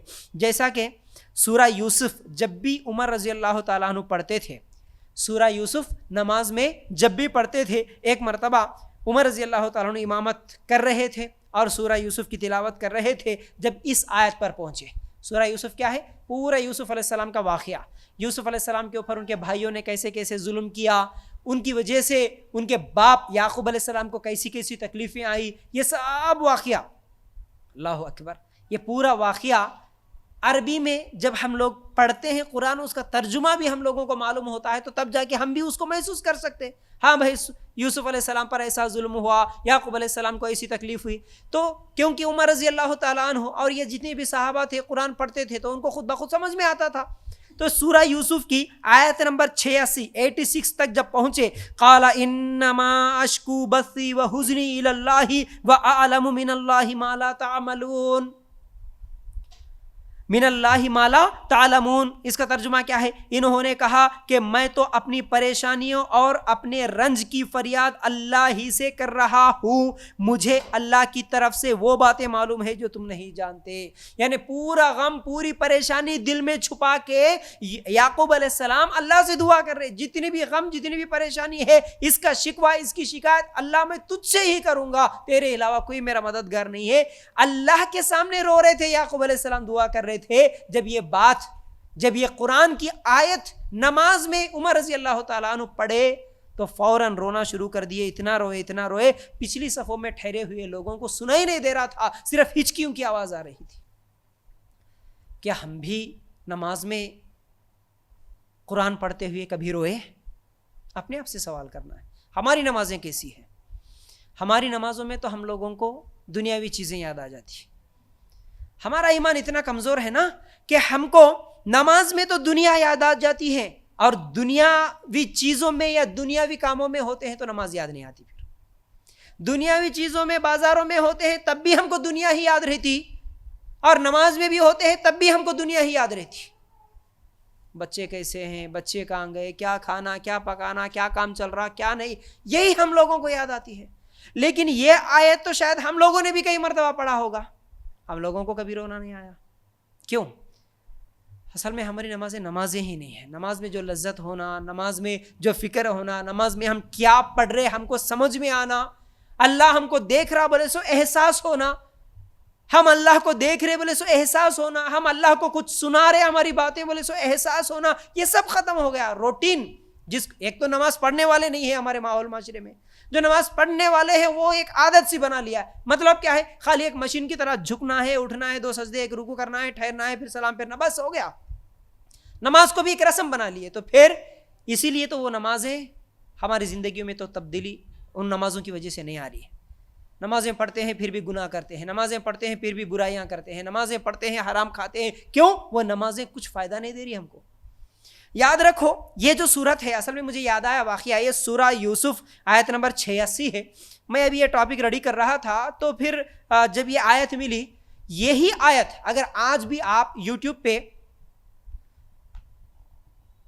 اگر سرچ کریں گے، قاری کا نام ابھی ذہن میں نہیں آ رہا، بہرحال ایک بڑے بہترین قاری ہے، ادریس ابکر قرآن ریسیٹیشن بول کے آپ اگر یوٹیوب میں سرچ کرو، سورہ فرقان اور سورہ یوسف، یہ سورتیں پڑھتے ہوئے بہت زیادہ روتے وہ. جب میں دبئی میں تھا اس وقت بھی، وہاں پر بھی ماشاءاللہ رمضان میں کیا ہوتا ہے کہ ایسے اچھے قاریوں کو کچھ مسجدوں میں بلایا جاتا. یہاں پر جیسے کوئی پولیٹیکل لیڈر آ رہا، کوئی فلم ایکٹر آ رہا، کوئی خالی شاپ کی اوپننگ کے لیے کوئی سیریل میں ایکٹنگ کرنے والی، یا پھر کوئی اینکر بھی آ رہی بولے تو پورے پوسٹران لگتے نا، ویسے ماشاءاللہ وہاں پر قرآن پڑھنے والے قاری حافظ قرآن جب آتے ہیں تو پھر پورے پوسٹرز لگتے ہیں ماشاءاللہ، ایڈورٹائزمنٹ ہوتا. بہت بڑا شوق تھا الحمدللہ. ہم لوگ اسی وقت نئے قرآن و سنت کو مان کے، حق کیا ہے سمجھ کے ماشاءاللہ ایک دعوت دین کے جذبے کے ساتھ ہم لوگ کام کر رہے تھے، قرآن سن رہے تھے موبائل میں. حالانکہ اس وقت ہمارے پاس اینڈرائڈ موبائل بھی نہیں تھا، وہ چھوٹے موبائل تھے، اس میں MP3 رہتا تھا، وہ ہیڈ سیٹ لگا کے کانوں میں لگا کے سنتے تھے. تو ماشاءاللہ ایک مرتبہ ادریس ابکر، جو کہ میں بہت زیادہ پسند کرتا ہوں ان کی قرات سننے کو، وہ آ رہے بول کے معلوم ہوا. تو بہت دور تھا، پھر بھی ہم لوگ سفر کر کے رات کو 12 بجے یا 1 بجے سائیکل لے کے دبئی میں وہ بھی وہاں پر چلے گئے، ماشاءاللہ پہنچے. تو اسی وقت بالکل ان کے پیچھے کی صف میں شاید میں ٹھہرا ہوا تھا، سورہ یوسف کی تلاوت کر رہے، اتنا زیادہ رو رہے. اس وقت مجھے سمجھ میں نہیں آیا کہ بھائی سورہ یوسف میں ہے کیا ایسی چیز، حالانکہ وہاں پر جہنم کی بات نہیں ہے، جنت کی بات نہیں ہے، یہ ادریس ابکر کیوں رو رہے ہیں؟ تو بعد میں مجھے سمجھ میں آیا وہ سورہ یوسف آیت نمبر 86 میں اصل میں ہے کیا، وہ کیوں رو رہے ہیں، ان کو کیا سمجھ میں آیا. وہاں پر ایک پورا غم، ایک پوری سٹوری، پورا واقعہ، ان کے اوپر ہونے والا ظلم، پھر ان تمام چیزوں کو لے کے اللہ کے سامنے گڑ گڑا کے رونا، اللہ کے سامنے اپنا درد بیان کرنا. کیوں رونا نہیں آئے گا؟ کیوں تکلیف نہیں ہوگی؟ ہم لوگوں کے سامنے روتے ہیں، میری بچی کا ایسا ہو گیا، میرے بیٹے کا ایسا ہو گیا، اس کو بخار آ گئی، اس کو یہ ہوا، مول صاحب ان کے لیے دعا کرو، عجیب باجی یہ کرو، عجیب باجی پیسوں کا انتظام کرو، فلاں فلاں فلاں، لوگوں کو بولتے ہوئے روتے ہیں. لیکن یہی رونا، یہی ہمارے دکھ، یہی ہمارے رنج اور غم، ہمارے پریشانیاں سب لے کے اللہ کے سامنے سجدہ کر کے 2 رکعت نفل پڑھ کے اللہ 2 آنسو اگر ہمارے آنکھوں سے نکلے، ایسا ہوا؟ نماز پڑھتے ہوئے ٹھہرے اللہ کے سامنے، ہم نماز پڑھ رہے ہیں اور یہ یاد کر کے کہ ہم کیا پڑھ رہے ہیں، اس میں کیا ہے، وہ ہم کو سمجھ میں بھی آئے، اور ہم اللہ کو وہ باتیں سنا رہے، یہ ہم کو یاد بھی رہے، سمجھ میں بھی آئے، اور ہمارے آنکھوں سے آنسو بھی نکلے. ارے کم از کم سال میں 1 مرتبہ تو بھی، زندگی میں 1 مرتبہ تو بھی روئے کیا نماز پڑھتے ہوئے؟ کوشش کرنا ہے ہمیں، کوشش کرنا ہے ہمیں، ورنہ پھر آخرت کے دن روئیں گے. یاد رکھو، دنیاوی چیزوں کے لیے روئے لیکن کبھی نماز پڑھتے ہوئے نہیں روئے، یاد رکھو یہ بڑا خطرناک مسئلہ ہے. دنیاوی چیزوں کے لیے روئے لیکن قرآن پڑھتے ہوئے سمجھ کے کبھی نہیں روئے، تو پھر یہ ہمارے لیے بڑا خطرناک مسئلہ ہے، یاد رکھو. تو چلیے بات کو آگے بڑھاتے ہیں. یہ تو عمر رضی اللہ تعالیٰ عنہ تھے. اس کے بعد عثمان رضی اللہ تعالیٰ عنہ کا کئی مرتبہ ہم لوگ واقعہ سنتے ہیں. جب بھی وہ کسی خبر کو دیکھتے تو اتنا روتے ان کی داڑھی بھیگ جاتی. ہم لوگ میتوں میں جا کے بھی گئے، جانے ساتھ نئے لوگ دیکھے، ان کو دیکھتے 2 آنسو نکلے، پکڑ کے چیخے چلائے روئے. اس کے بعد بہت دیر ہوا جی، آ کے چائے کوئی بھی نہیں بنا رہے، کھانے کا انتظام کرے کہ نہیں کی، بھوک لگ رہی نا، بہت دیر ہوا. ہماری فکر یہ ہوتی، باہر بیٹھ کے پھر دنیاوی چیزیں، دنیاوی باتیں، ہماری حرکتیں ایسی. کسی کو میت کو سامنے رکھ کے، کسی کے میت میں جا کے، ایک جنازے کے سامنے جا کے، وہ مر گیا میرے کو بھی ایسا مرنا ہے، بولے سو ڈرش نہیں رہتا ہمارے کو، وہ خیال ہی نہیں رہتا ہم لوگوں کو، وہاں رونا ہی نہیں آتا. وہ دکھاوے کا رونا، روئے بس خاموش بیٹھ گئے. اچھا رونے والوں کی بھی بات دیکھو، جتنے بھی لوگ روتے وہ اپنا غم، اپنی پریشانی یاد کر کے روتے، لیکن اس کی پریشانی یاد کر کے کون بھی نہیں روتا. میرا شوہر مر گیا، میرے بچوں کا کیا ہوتا، میرا کیا ہوتا، یہ بول کے روتے. لیکن میرا شوہر مر گیا، اس کا کیا ہوتا ہوگا آپ خبر میں رکھ دیتے اس کو. کسی کو یہ بات یاد نہیں آتی. کیوں؟ دنیا دنیا دنیا دنیا کوٹ کوٹ کے بھر لیا ہمارے دلوں میں، دماغوں میں. آخرت کی کسی کو فکر نہیں ہوئی. اللہ کے لیے غور کرنا. کبھی میتوں میں کم از کم دیکھو، خالی اوقات میں دیکھو، یہ چیزیں جو میں بول رہا ہوں نا، یہ آپ ایسا محسوس کریں گے، اسی کو یہ احساس ہوتا، محسوس ہوتی ہے چیزیں اگر محسوس کریں گے تو. لیکن آپ اگر میری باتوں کو خالی ایسا اوپر سے اڑا دے رہے سر کے اوپر سے، تو آپ کو کچھ بھی فائدہ نہیں ہوگا. محسوس کر کے دیکھو کم از کم یہ چھوٹی چھوٹی چیزیں. جیسے میں ابھی نماز میں رونے کا طریقہ بتایا، سجدے میں رونے کا طریقہ بتایا، اسی طرح کسی کی میت میں گئے نا، روتے اس لیے خالی انہوں رو رہے بھائی بول کے، ان کے غم میں روتے، ارے انہوں کتنا رو رہے، انہوں کتنا چلا رہے یو بول کے، ان کو دیکھ کے رونا آیا. لیکن وہ مرنے والے کو دیکھ کے رونا کبھی آیا کیا؟ ٹھیک ہے، اس کا کیا ہوتا رونا الگ چیز ہے، اس کے ساتھ ساتھ میرا کیا ہوتا جب میں اس حالت میں رہوں گا، کبھی یہ بھی یاد آئی ہم کو بات. آج اس کے سامنے رو رہے، کل میری بھی لاش ایسے ہی پڑی ہوں گی، اس کے بچے رو رہے، میرے بچے بھی ویسے ہی روئیں گے. یاد آیا کبھی ہم کو؟ کبھی اس کے بھائی بہن رو رہے، کل میرے بھی بھائی بہن ایسے ہی روئیں گے. آج وہ جیسے بے یار و مددگار لیٹی ہوئی ہے، لیٹا ہوا ہے، ویسے ہی مجھے بھی لیٹنا ہے. آج اس کو غسل دلا رہے، وہ خود کا غسل نہیں لے پا رہا ہے، کل مجھے بھی ایسے ہی غسل دلائیں گے. میرا کیا ہوگا؟ کبھی رونا آیا؟ کبھی یاد ہوا اس طرح ہم لوگوں کو؟ آج اس کو اٹھا کے لے جا رہے، کل مجھے بھی اسی طرح اٹھا کے لے جائیں گے، میں کچھ بھی نہیں کر سکتا. یاد آیا کبھی؟ لاکھوں کی پراپرٹی ہے، کروڑوں کی پراپرٹی ہے، زمین جائیداد ہے، اولاد ہے، سب ہے، لیکن کوئی مجھے رکھنے والا نہیں، سب نکالنے کی باتیں کر رہا ہے. یاد آیا کبھی یہ بات؟ آج اسے گھر سے باہر نکال رہے، کل میرے گھر سے بھی مجھے باہر نکال دیں گے، کوئی رکھ لینے والا نہیں ہے. یاد آیا کبھی اس طرح؟ آج اس کو خبر کے اندر لٹا رہے ہیں، کل مجھے بھی خبر کے اندر لٹائیں گے. آج اس کے چہرے پہ مٹی ڈال رہے ہیں، کل میرے چہرے پہ بھی مٹی ڈالیں گے. سب لوگ اسے قبرستان میں چھوڑ کے اکیلے تنے تنہا چھوڑ دے کے واپس آ جا رہے، کل میرے بچے بھی مجھے ہی اسی طرح دفنا کے واپس آ جائیں گے. میرا شوہر اسی طرح مجھے دفنا کے آئے گا، میرا بھائی، میری بہن، میری بیوی، سب مجھے چھوڑ دیں گے، مجھے اکیلے پھر اس قبرستان میں زندگی گزارنا ہے. میرا کیا ہوگا؟ کبھی ڈر ہوا اس کا؟ سب مجھے اکیلے چھوڑ کے آئیں گے، فرشتے آ کے مجھ سے سوال کریں گے، میرا کیا ہوگا؟ کبھی ڈر ہوا اس کا؟ خبر کی پہلی رات کیسی گزرتی ہوں گی، کبھی ڈر ہوا اس کا؟ خبر کا عذاب دینے کے لیے فرشتے آئیں گے تو میرا کیا ہوگا؟ کبھی ڈر ہوا اس کا؟ اگر اسی میں باتیں بولو، 1000 چیزیں. دل نرم ہونے کے لیے، اللہ کے ڈر سے رونے کے لیے، آپ اپنی آپ کو، اپنی موت کو ہم سب اپنی موت کو کم از کم یاد کر لیں. ہر ایک کو رونا آتا ہے, ہم بھول چکے ہیں موت کو, ہمیں مرنا ہی نہیں ہے, ہم ایسا سمجھتے ہیں. لیکن عثمان رضی اللہ تعالیٰ عنہ جیسے صحابی, جنت کا سرٹیفکیٹ ملنے والے صحابی, وہ روتے ہیں. تو یاد رکھو یہ عثمان رضی اللہ تعالیٰ عنہ تھے. پھر اسی طرح عبداللہ ابن عباس رضی اللہ تعالیٰ عنہ سورہ قاف آیت نمبر 19 پڑھتے ہوئے, جب ان کے سامنے یعنی جب وہ نماز پڑھا رہے ہیں اور سورہ قاف آیت نمبر 19 پر پہنچے تو وہ بھی اتنا زیادہ رونا شروع کرے, اتنا زیادہ رونا شروع کرے, ان کی بھی ہچکیاں بند ہو جاتی ہیں. جیسا کہ وہاں پر کیا ہے سورہ قاف آیت نمبر 19 میں, وَجَاءَتْ سَكْرَةُ الْمَوْتِ بِالْحَقِّ ذَلِكَ مَا كُنْتَ مِنْهُ تَحِيدُ, اور موت کی بے ہوشی حق لے کر آ پہنچی, یہی ہے جس سے تو بدکتا پھرتا تھا. دیکھو یہ آیت بھی ہم کئی مرتبہ پڑھے ہوں گے, یہ سب قرآن میں ہی ہے, لیکن کبھی اس کا ترجمہ پڑھے نہیں, کبھی اس پر رکے نہیں, کبھی اس کو سمجھنے کی کوشش نہیں کرے. کیا ہوا یہاں پر؟ صحابی کو سمجھ میں آیا. عبداللہ ابن عباس رضی اللہ تعالیٰ عنہ سورہ قاف آیت نمبر 19 پڑھے, اس میں لکھا ہوا ہے اور موت کی بے ہوشی حق لے کر آ پہنچی. اس سے تو بدکتا تھا, اس سے دور بھاگتا تھا نا, اب تیرے پاس موت کا فرشتہ آ گیا, کیا ہوگا تیرا؟ اس وقت ہر انسان نماز میں اگر اس آیت کو پڑھا, اس آیت کو سمجھا, جب میں مر جاؤں گا میرے پاس موت کا فرشتہ آئے گا, میرا کیا حال ہوگا. کم از کم یہ ایک بات یاد رکھ لیں. کتنے ویڈیوز نہیں دیکھتے آج ہم لوگ, موت آتی ہے, کئی لوگ آج اللہ تعالیٰ دکھاتا ہے نشانیاں کہیں پر, کئی لوگ صرف کام کر رہے ہوتے ہیں, کام کرتے کرتے کوئی چیز آ گئی, وہ اس سے ڈر رہے ہیں, بھاگ رہے ہیں, ان کو دور بھگانے کی, مارنے کی کوشش کر رہے ہیں, اچانک گر کے مر جاتے ہیں. کوئی ڈانس کر رہا ہے, اچانک ناچتے ناچتے ہی مر رہا ہے. کوئی تقریر کر رہا ہے, کوئی نماز پڑھ رہا ہے, اچھے لوگوں کی اچھی موت, برے لوگوں کی بری موت, نماز پڑھتے ہوئے کوئی مر گیا. کئی ویڈیوز یوٹیوب پہ دیکھ سکتے ہیں آپ لوگ. کوئی تقریر کرتے ہوئے مر گیا, کوئی ہاسپٹل میں مر گیا ڈرتے ڈرتے, چھوٹے بچے بھی مر رہے, بوڑھے بھی مر رہے. جب موت کا فرشتہ میرے پاس آئے گا, میرے گھر والے سب میرے پاس موجود ہے, کوئی کچھ بھی نہیں کر سکتے. موت کی سختی بھی بڑی خطرناک ہے, پھر اس موت کی سختی کو میں کیسے برداشت کروں گی, یہ سوچ کے کبھی کسی کو رونا آیا. اسی لیے تو اللہ کے رسول صلی اللہ علیہ وسلم نے فرمایا, لذتوں کو ختم کرنے والی چیز موت کو زیادہ سے زیادہ یاد کرو. ہم یاد ہی نہیں کرتے موت کو, ہمیں اپنی موت یاد نہیں ہے, جنازوں میں جا کے ہم اپنی موت کو یاد نہیں کرتے. تو یاد رکھو یہ سب محسوس کرنے والی چیزیں ہیں, صرف بولنے اور سننے سے نہیں آتی. آپ ان باتوں کو یاد رکھ کر جب کبھی کسی کی میت میں جائیں گے, جنازے میں جائیں گے, آپ محسوس کر کے رونا.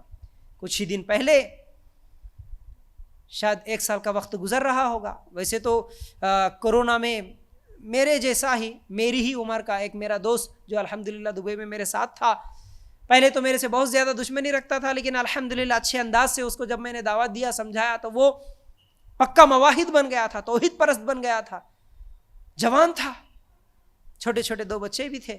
لیکن کورونا میں اس کا انتقال ہو گیا. پھر اس کے انتقال کے کچھ ہی دن بعد ایک اور میرا دوست, جو میں جتنے لوگوں کو علم سکھایا, میرے جتنے بھی شاگرد تھے, ان میں میرے سے شاید 1 سال یا 2 سال کے بڑے تھے, سب سے پہلے سنت طریقے پہ یہاں انڈیا کے شادی کرنے والے, جہیز کی اور یہ تمام رسم و رواجوں کو ختم کر کے پورے خاندان والوں کو سمجھا کہ سنت طریقے پہ شادی کرنے والا یہیں پر ہے قریب میں.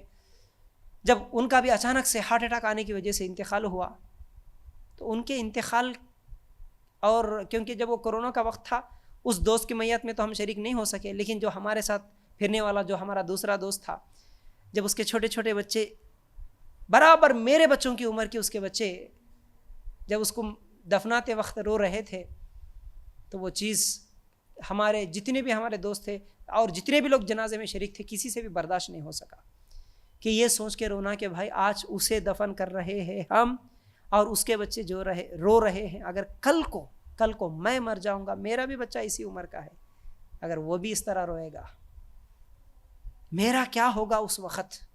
یہ سوچ کے رونا بڑی خطرناک چیز ہے. اس لیے میرے ماں بہنوں, میت میں جاتے ہیں تو کم از کم جنازے میں جانے کا ثواب تو حاصل کریں. کس نیت سے آپ جا رہے وہاں پر, کس لیے جا رہے, کس لیے جانا تھا. آج جنازوں کو بھی ہم کیا بنا کے رکھ دیے, تو کم از کم کچھ بھی نہیں تو ہماری اپنی اصلاح تو ہو جائے کسی جنازے میں جانے کے بعد.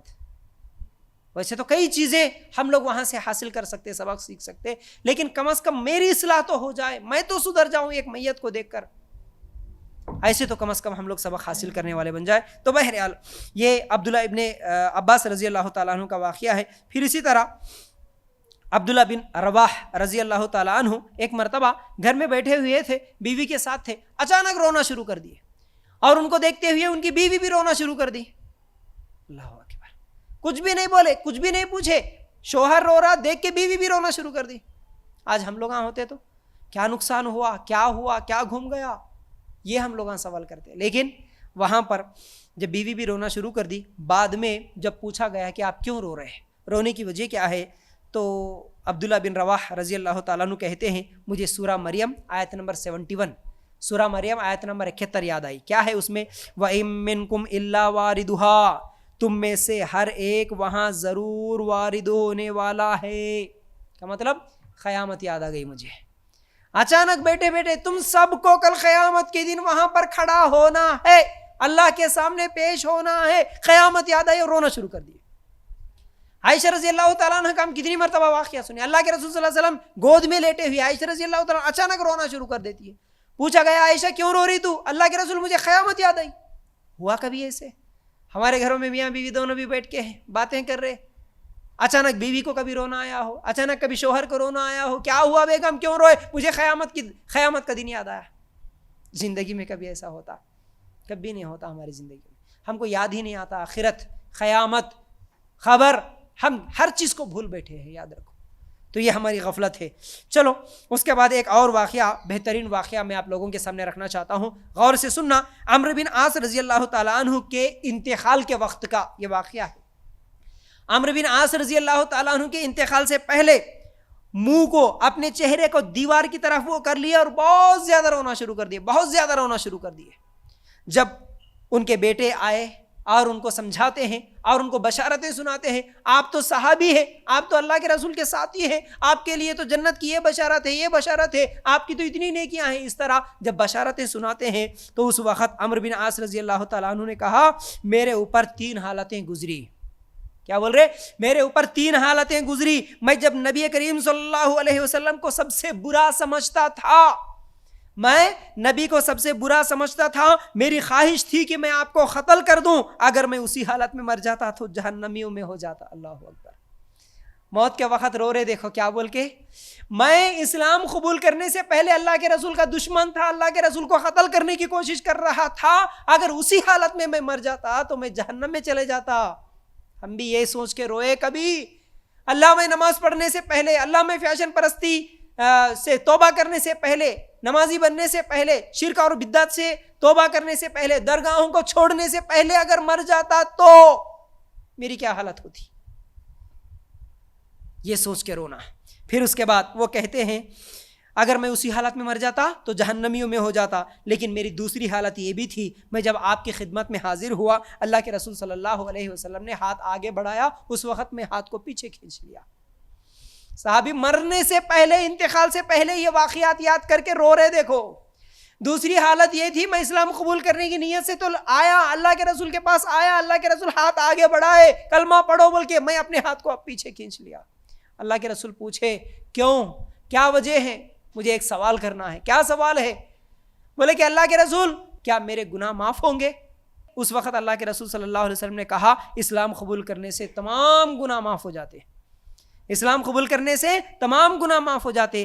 تب مجھے اتنی زیادہ خوشی ہوئی جتنا مجھے کبھی نہیں ہوئی تھی, اور اللہ کے رسول سے اتنی زیادہ محبت ہوئی کہ اس سے پہلے کبھی محبت نہیں ہوئی, اور میں رعب کی وجہ سے اللہ کے رسول کے چہرے کو نظر اٹھا کے دیکھ بھی نہیں سکتا تھا. اللہ اکبر. صحابہ اللہ کے رسول صلی اللہ علیہ وسلم کی ایسی تعظیم کرتے تھے کہ دل بھر آنکھ اٹھا کے دیکھتے بھی نہیں تھے اللہ کے رسول صلی اللہ علیہ وسلم کے رعب کی وجہ سے.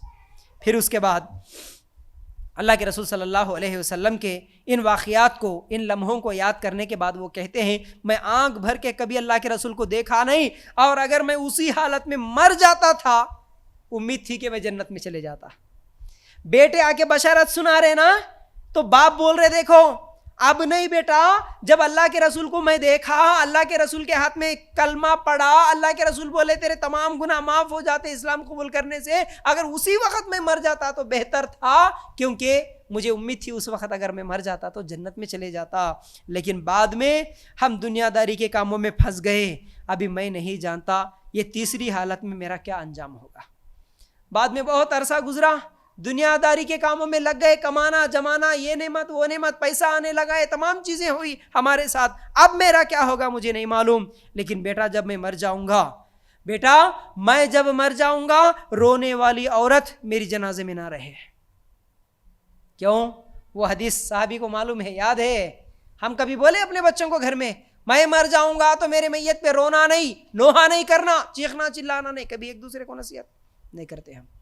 یہاں کیا بول رہے, رونے والی عورتیں میری جنت میں نہ رہیں. کیوں؟ رونے کی وجہ سے میت کو تکلیف ہوتی ہے, نوحہ کرنا, چیخنا چلانے کی وجہ سے. پھر اسی طرح وہ کہتے ہیں پھر دفنانے کے بعد بیٹا میرے لیے بہت دیر تک دعا کرنا. بیٹا دفنانے کے بعد میرے لیے بہت دیر تک دعا کرنا, کیونکہ میں خبر میں سوالوں کا صحیح جواب دے سکوں. خبر میں سوالوں کا میں صحیح جواب دے سکوں, اس لیے زیادہ سے زیادہ دعا کرنا بیٹا. صحیح مسلم کی حدیث میں ایک صحابی اپنے بیٹوں کو نصیحت کر رہے ہیں. ہمارے گھروں میں کبھی موت کی بات, مرنے کی بات, آخرت کی بات, خبر کی بات کچھ بھی نہیں ہوتی ہمارے گھر میں. موت کی بات کرے تو بھی روکتے, نہیں مرنا, موت کی بات کرنا نہیں ہے, یاد بھی نہیں کرنا. مرنے کے بعد دعا کر رہا ہوں بیٹا, بولنے والا کوئی ہے؟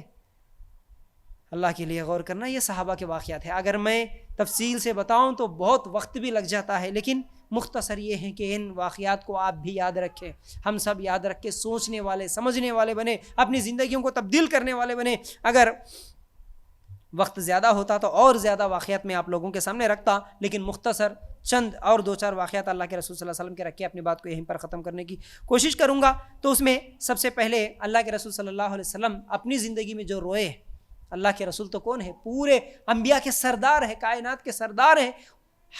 اللہ کے رسول ہی سب سے پہلے جنت میں جانے والے ہیں. اس کے باوجود اللہ کے رسول کو کیا ضرورت تھی رونے کی؟ لیکن نبی ہونے کے باوجود ہمارے نبی صلی اللہ علیہ وسلم کتنا زیادہ روتے تھے. کیسے کیسے موقعوں پر اللہ کے رسول صلی اللہ علیہ وسلم روئے. تو ایک مرتبہ تو ایسا ہوا, مختصر واقعات رکھ رہا ہوں میں, ڈیٹیل میں نہیں. صحیح مسلم کی روایت ہے, اللہ تعالیٰ سے اجازت لے کر اللہ کے رسول صلی اللہ علیہ وسلم ایک مرتبہ اپنی ماں کے خبر کے پاس پہنچے, صحابہ کو لے کر, اور ماں کی خبر کے پاس پہنچے, بیٹھ کر اتنا زیادہ روئے کہ اللہ کے رسول کے رونے کو دیکھ کر پورے صحابہ روئے. اس سے ایک پیغام ملتا ہے, وہ یہ ہے اللہ کے رسول صلی اللہ علیہ وسلم کی ماں کا انتقال تو بچپن میں ہی ہو گیا, لیکن 50 سال کی عمر میں ماں کی خبر کی زیارت کو گئے, ابھی بھی رو رہے. یہاں پر ماں کی عظمت بیان کرنا تھا اللہ کے رسول صلی اللہ علیہ وسلم کو. ماں ساتھ تو نہیں تھی, لیکن ماں کی یادیں ابھی بھی تازہ ہے, ابھی بھی وہ تکلیف ہو رہی ہے. ماں کی محبت, ماں کے نہ ہونے کا غم اللہ کے رسول صلی اللہ علیہ وسلم کو ستا رہا تھا. یہاں سے پیغام دے رہے تھے. اللہ کے رسول بہت زیادہ روئے اپنی ماں کی خبر کے پاس. اللہ کے رسول صلی اللہ علیہ وسلم کی بیوی خدیجہ رضی اللہ تعالی عنہا کی یاد میں روئے, بیوی کی یاد میں روئے. کیسا روئے؟ ہوا یوں کہ ایک مرتبہ اللہ کے رسول صلی اللہ علیہ وسلم کی بیٹی زینب رضی اللہ تعالی عنہا کے شوہر ابو العاص پکڑے گئے. اسلام قبول نہیں کرے تھے, وہ پکڑے گئے. جب ان کو قیدیوں میں لایا گیا, پکڑا گیا, تو اللہ کے رسول صلی اللہ علیہ وسلم کی بیٹی زینب اپنے شوہر کو چھڑانے کے لیے آئی. قیدیوں کو چھڑانے کے لیے اس وقت پورے صحابہ اور اللہ کے رسول صلی اللہ علیہ وسلم قیدیوں کے رشتہ داروں سے یا تو کچھ مال لے کے قیدیوں کو چھوڑ دے رہے تھے. تو تمام قیدیوں کا یہی معمول تھا, جتنے بھی لوگ پکڑے گئے تمہارے رشتہ دار کوئی مال لائیں گے, اس کے بدلے میں ہم تمہیں چھوڑ دیں گے. تو بیٹی کے شوہر یعنی داماد کے پکڑے جانے پر زینب رضی اللہ تعالیٰ عنہ کے پاس کچھ بھی نہیں تھا, لیکن خدیجہ رضی اللہ تعالیٰ عنہ کا ہار زینب رضی اللہ تعالیٰ عنہ لے کے آ کے اللہ کے رسول صلی اللہ علیہ وسلم کو دے دیتی. یہ ہار لے لیجئے, میرے شوہر کو چھوڑ دیجئے. اس وقت اس ہار کو جیسے ہی دیکھتے ہیں اللہ کے رسول صلی اللہ علیہ وسلم زارو خطار رونا شروع کر دیتے. بیوی کی یاد آتی ہے, اصل میں وہ خدیجہ رضی اللہ تعالیٰ عنہ کا ہار تھا. بیگم کی یاد آئی, بیوی کی یہ جو نشانی تھی یہ بیٹی کو دی تھی ماں. یہ دوسرا واقعہ تھا. ایسے تو بہت سارے واقعات ہیں جس میں اللہ کے رسول صلی اللہ علیہ وسلم ایک مرتبہ بیٹے ابراہیم کے انتقال پر بہت زیادہ رو رہے تھے, آنکھوں سے آنسو جاری تھے, اور کہتے ہیں اللہ کے رسول صلی اللہ علیہ وسلم, اے ابراہیم دل غم سے نڈھال ہیں, لیکن زبان سے ہم صرف وہی کہیں گے جو ہمارے رب کو پسند ہے. اے ابراہیم ہم تیری جدائی پر بہت زیادہ غمگین ہیں. صحیح بخاری کی روایت. بیٹے کے مرنے پر بہت زیادہ تکلیف ہوئی اللہ کے رسول صلی اللہ علیہ وسلم کو. پھر اسی طرح عبداللہ ابن شقیر رضی اللہ تعالیٰ عنہ کہتے ہیں کہ میں نے دیکھا آپ صلی اللہ علیہ وسلم ایک مرتبہ نماز پڑھا رہے تھے, آپ کے سینے سے رونے کی وجہ سے اس طرح آواز نکل رہی تھی جیسے چولہے پر رکھی ہوئی ہنڈیا ابلتی ہے. اللہ کے رسول صلی اللہ علیہ وسلم نماز پڑھتے ہوئے اتنا زیادہ روتے جیسے ہنڈیوں کی ابلنے کی، کھانا سالن کوئی بناتے ہیں ہم چیز تو اس وقت ابلنے کی جو آواز آتی اس طرح آواز آتی تھی۔ ابو داؤد میں حدیث موجود ہے۔ پھر اسی طرح علی رضی اللہ تعالیٰ عنہ کہتے ہیں بدر کے دن، کب؟ بدر میں صرف 300 صحابہ ہے، 1000 دشمن آ رہا ہے، اللہ کے رسول صلی اللہ علیہ وسلم درخت کے نیچے بیٹھے اتنا زیادہ روئے اللہ تعالیٰ سے دعا کرتے ہوئے۔ ابو بکر صدیق رضی اللہ تعالیٰ عنہ آ کے سمجھانا پڑا اللہ کے رسول بس کرو، اب بس کرو، اللہ تعالیٰ ہماری ضرور مدد کرے گا۔ اللہ کے رسول صلی اللہ علیہ وسلم بہت زیادہ بلکہ ساری رات روئے۔ مسند احمد میں حدیث موجود ہے۔ پھر اسی طرح اللہ کے رسول صلی اللہ علیہ وسلم ایک جنازے میں تھے، بیٹھ کر اتنا زیادہ روئے، جنازے میں قبرستان میں اللہ کے رسول صلی اللہ علیہ وسلم بیٹھ کے اتنا زیادہ روئے کہ جو نیچے مٹی تھی وہ مٹی تر ہو گئی، وہاں پر بھیگ گئی اللہ کے رسول صلی اللہ علیہ وسلم کے رونے کی وجہ سے۔ پھر اس کے بعد اللہ کے رسول صلی اللہ علیہ وسلم نے کہا اے میرے ساتھیو اس کے لیے تیاری کرو، اس کے لیے اشارہ کر رہے تھے خبر کو اللہ کے رسول صلی اللہ علیہ وسلم۔ اللہ کے رسول خبر کی طرف اشارہ کر کے بول رہے تھے روتے ہوئے صحابہ سے، اے لوگو اس کے لیے تیاری کرو، یعنی خبر کی تیاری کرو۔ اپنے گھروں کی تو بہت تیاری کر لیے، اپنی زندگیوں کی بہت تیاری کر لیے، اس کے لیے بھی تیاری کرو، یہ خبر بڑی خطرناک چیز ہے، خطرناک جگہ ہے۔ اللہ کے رسول صلی اللہ علیہ وسلم اس طرح رو رہے تھے، ابن ماجہ میں یہ حدیث موجود ہے۔ پھر اسی طرح ایک مرتبہ اللہ کے رسول صلی اللہ علیہ وسلم اپنے ہاتھوں کو پھیلا کر کہتے ہیں اے اللہ میری امت، اے اللہ میری امت، اے اللہ میری امت، اللہ اکبر۔ اللہ کے رسول صلی اللہ علیہ وسلم اپنے لیے اپنی زندگی میں سکون کے لیے تو کبھی نہیں روئے، لیکن زندگی بھر فکر تھی تو ہمارے نبی صلی اللہ علیہ وسلم کو آپ کی اور میری ہماری فکر تھی۔ ہمیشہ دعا کرتے تھے اللہ ایک تو ہدایت کی دعا، اللہ ان کو ہدایت دے، ان کو سیدھے راستے پہ لا، ان کو اسلام پہ لے کیا تاکہ یہ لوگ جہنم سے بچ سکے، تاکہ قبر کے عذاب سے بچ سکیں۔ ہدایت کی دعا اللہ کے رسول صلی اللہ علیہ وسلم ہمیشہ کرتے تھے۔ اس طرح ایک مرتبہ بہت زیادہ رو رہے تھے، اللہ کے رسول صلی اللہ علیہ وسلم دعا کر رہے تھے، اللہ تعالیٰ جبرائیل علیہ السلام کو بھیجا اور جا کر پوچھو، اللہ تعالیٰ جبرائیل علیہ السلام سے کہتا ہے کہ جا کر پوچھو کیوں رو رہے ہیں محمد۔ اللہ کے رسول صلی اللہ علیہ وسلم جب وجہ بتائی تو اللہ تعالیٰ نے کہا تمہاری امت کے معاملے میں تم خوش ہو جاؤ، تمہاری امت کے معاملے میں تمہیں ناراض نہیں کیا جائے گا، تمہیں خوش کر دیا جائے گا، یعنی قیامت کے دن بھی تمہاری امت کے معاملے میں تمہیں ناراض نہیں کیا جائے گا، اے محمد صلی اللہ علیہ وسلم تمہاری امت کو عذاب نہیں دیں گے، یعنی قیامت کے دن بھی اللہ تعالیٰ اللہ کے رسول صلی اللہ علیہ وسلم کو شفاعت کی اجازت دے گا۔ جو بھی شرک نہیں کرتا ان سب کو ایک نہ ایک دن اللہ تعالیٰ معاف کر کے جنت میں ضرور جگہ دے گا۔ تو اس طرح ہمارے نبی صلی اللہ علیہ وسلم زندگی بھر ہماری فکر کرتے ہوئے اللہ تعالیٰ سے دعائیں کرتے ہوئے روتے تھے۔ تو اتنے واقعات اصل میں آپ لوگوں کو اس مختصر وقت میں سنانے کی وجہ یہی ہے کہ میری بہنوں اور میرے بھائیوں، رونا اللہ کی رحمت ہے، رونا ایمان کی نشانی ہے۔ اللہ کے ڈر سے رونا ہمیں جہنم کی آگ سے بچاتا ہے، اللہ کے ڈر سے رونا ہمیں جنت کے دروازے کھلواتا ہے، اللہ کے ڈر سے رونا دنیا میں بھی گناہوں سے بچاتا ہے، اللہ کے ڈر سے رونا یہ دل کی نرمی کا ایک سبب ہے، اور نہ رونا یہ دل کی سختی ہے، یہ اللہ کا عذاب ہے۔ تو اس لیے اللہ کے ڈر سے ہم لوگ روئیں گے، دنیا کے غموں سے بھی بچیں گے۔ جو اللہ کے ڈر سے روتا ہے، جو جہنم اور آخرت کا غم اپنے دل و دماغ میں لے کے پھرتا ہے، اسے یہ دنیا کا غم نہیں ہوتا، اور اس کے سامنے یہ دنیا کی پریشانیاں نظر بھی نہیں آتی۔ ایک فائدہ یہ بھی ہے، یاد رکھو، جو لوگ زیادہ اللہ کے ڈر سے روتے نا، آخرت کو یاد کر کے روتے نا، آخرت کی فکر جن کو رہتی نا، ان کو یہ دنیا کی چھوٹی چھوٹی مشکلات، چھوٹی چھوٹی پریشانیاں، ان کو پریشانیاں نہیں لگتی، ان کو پھر وہ یہ چھوٹی چھوٹی تکلیفوں پہ روتے دھوتے ہوئے چیختے چلاتے ہوئے نہیں پھرتے۔ یاد رکھو اس چیز کو۔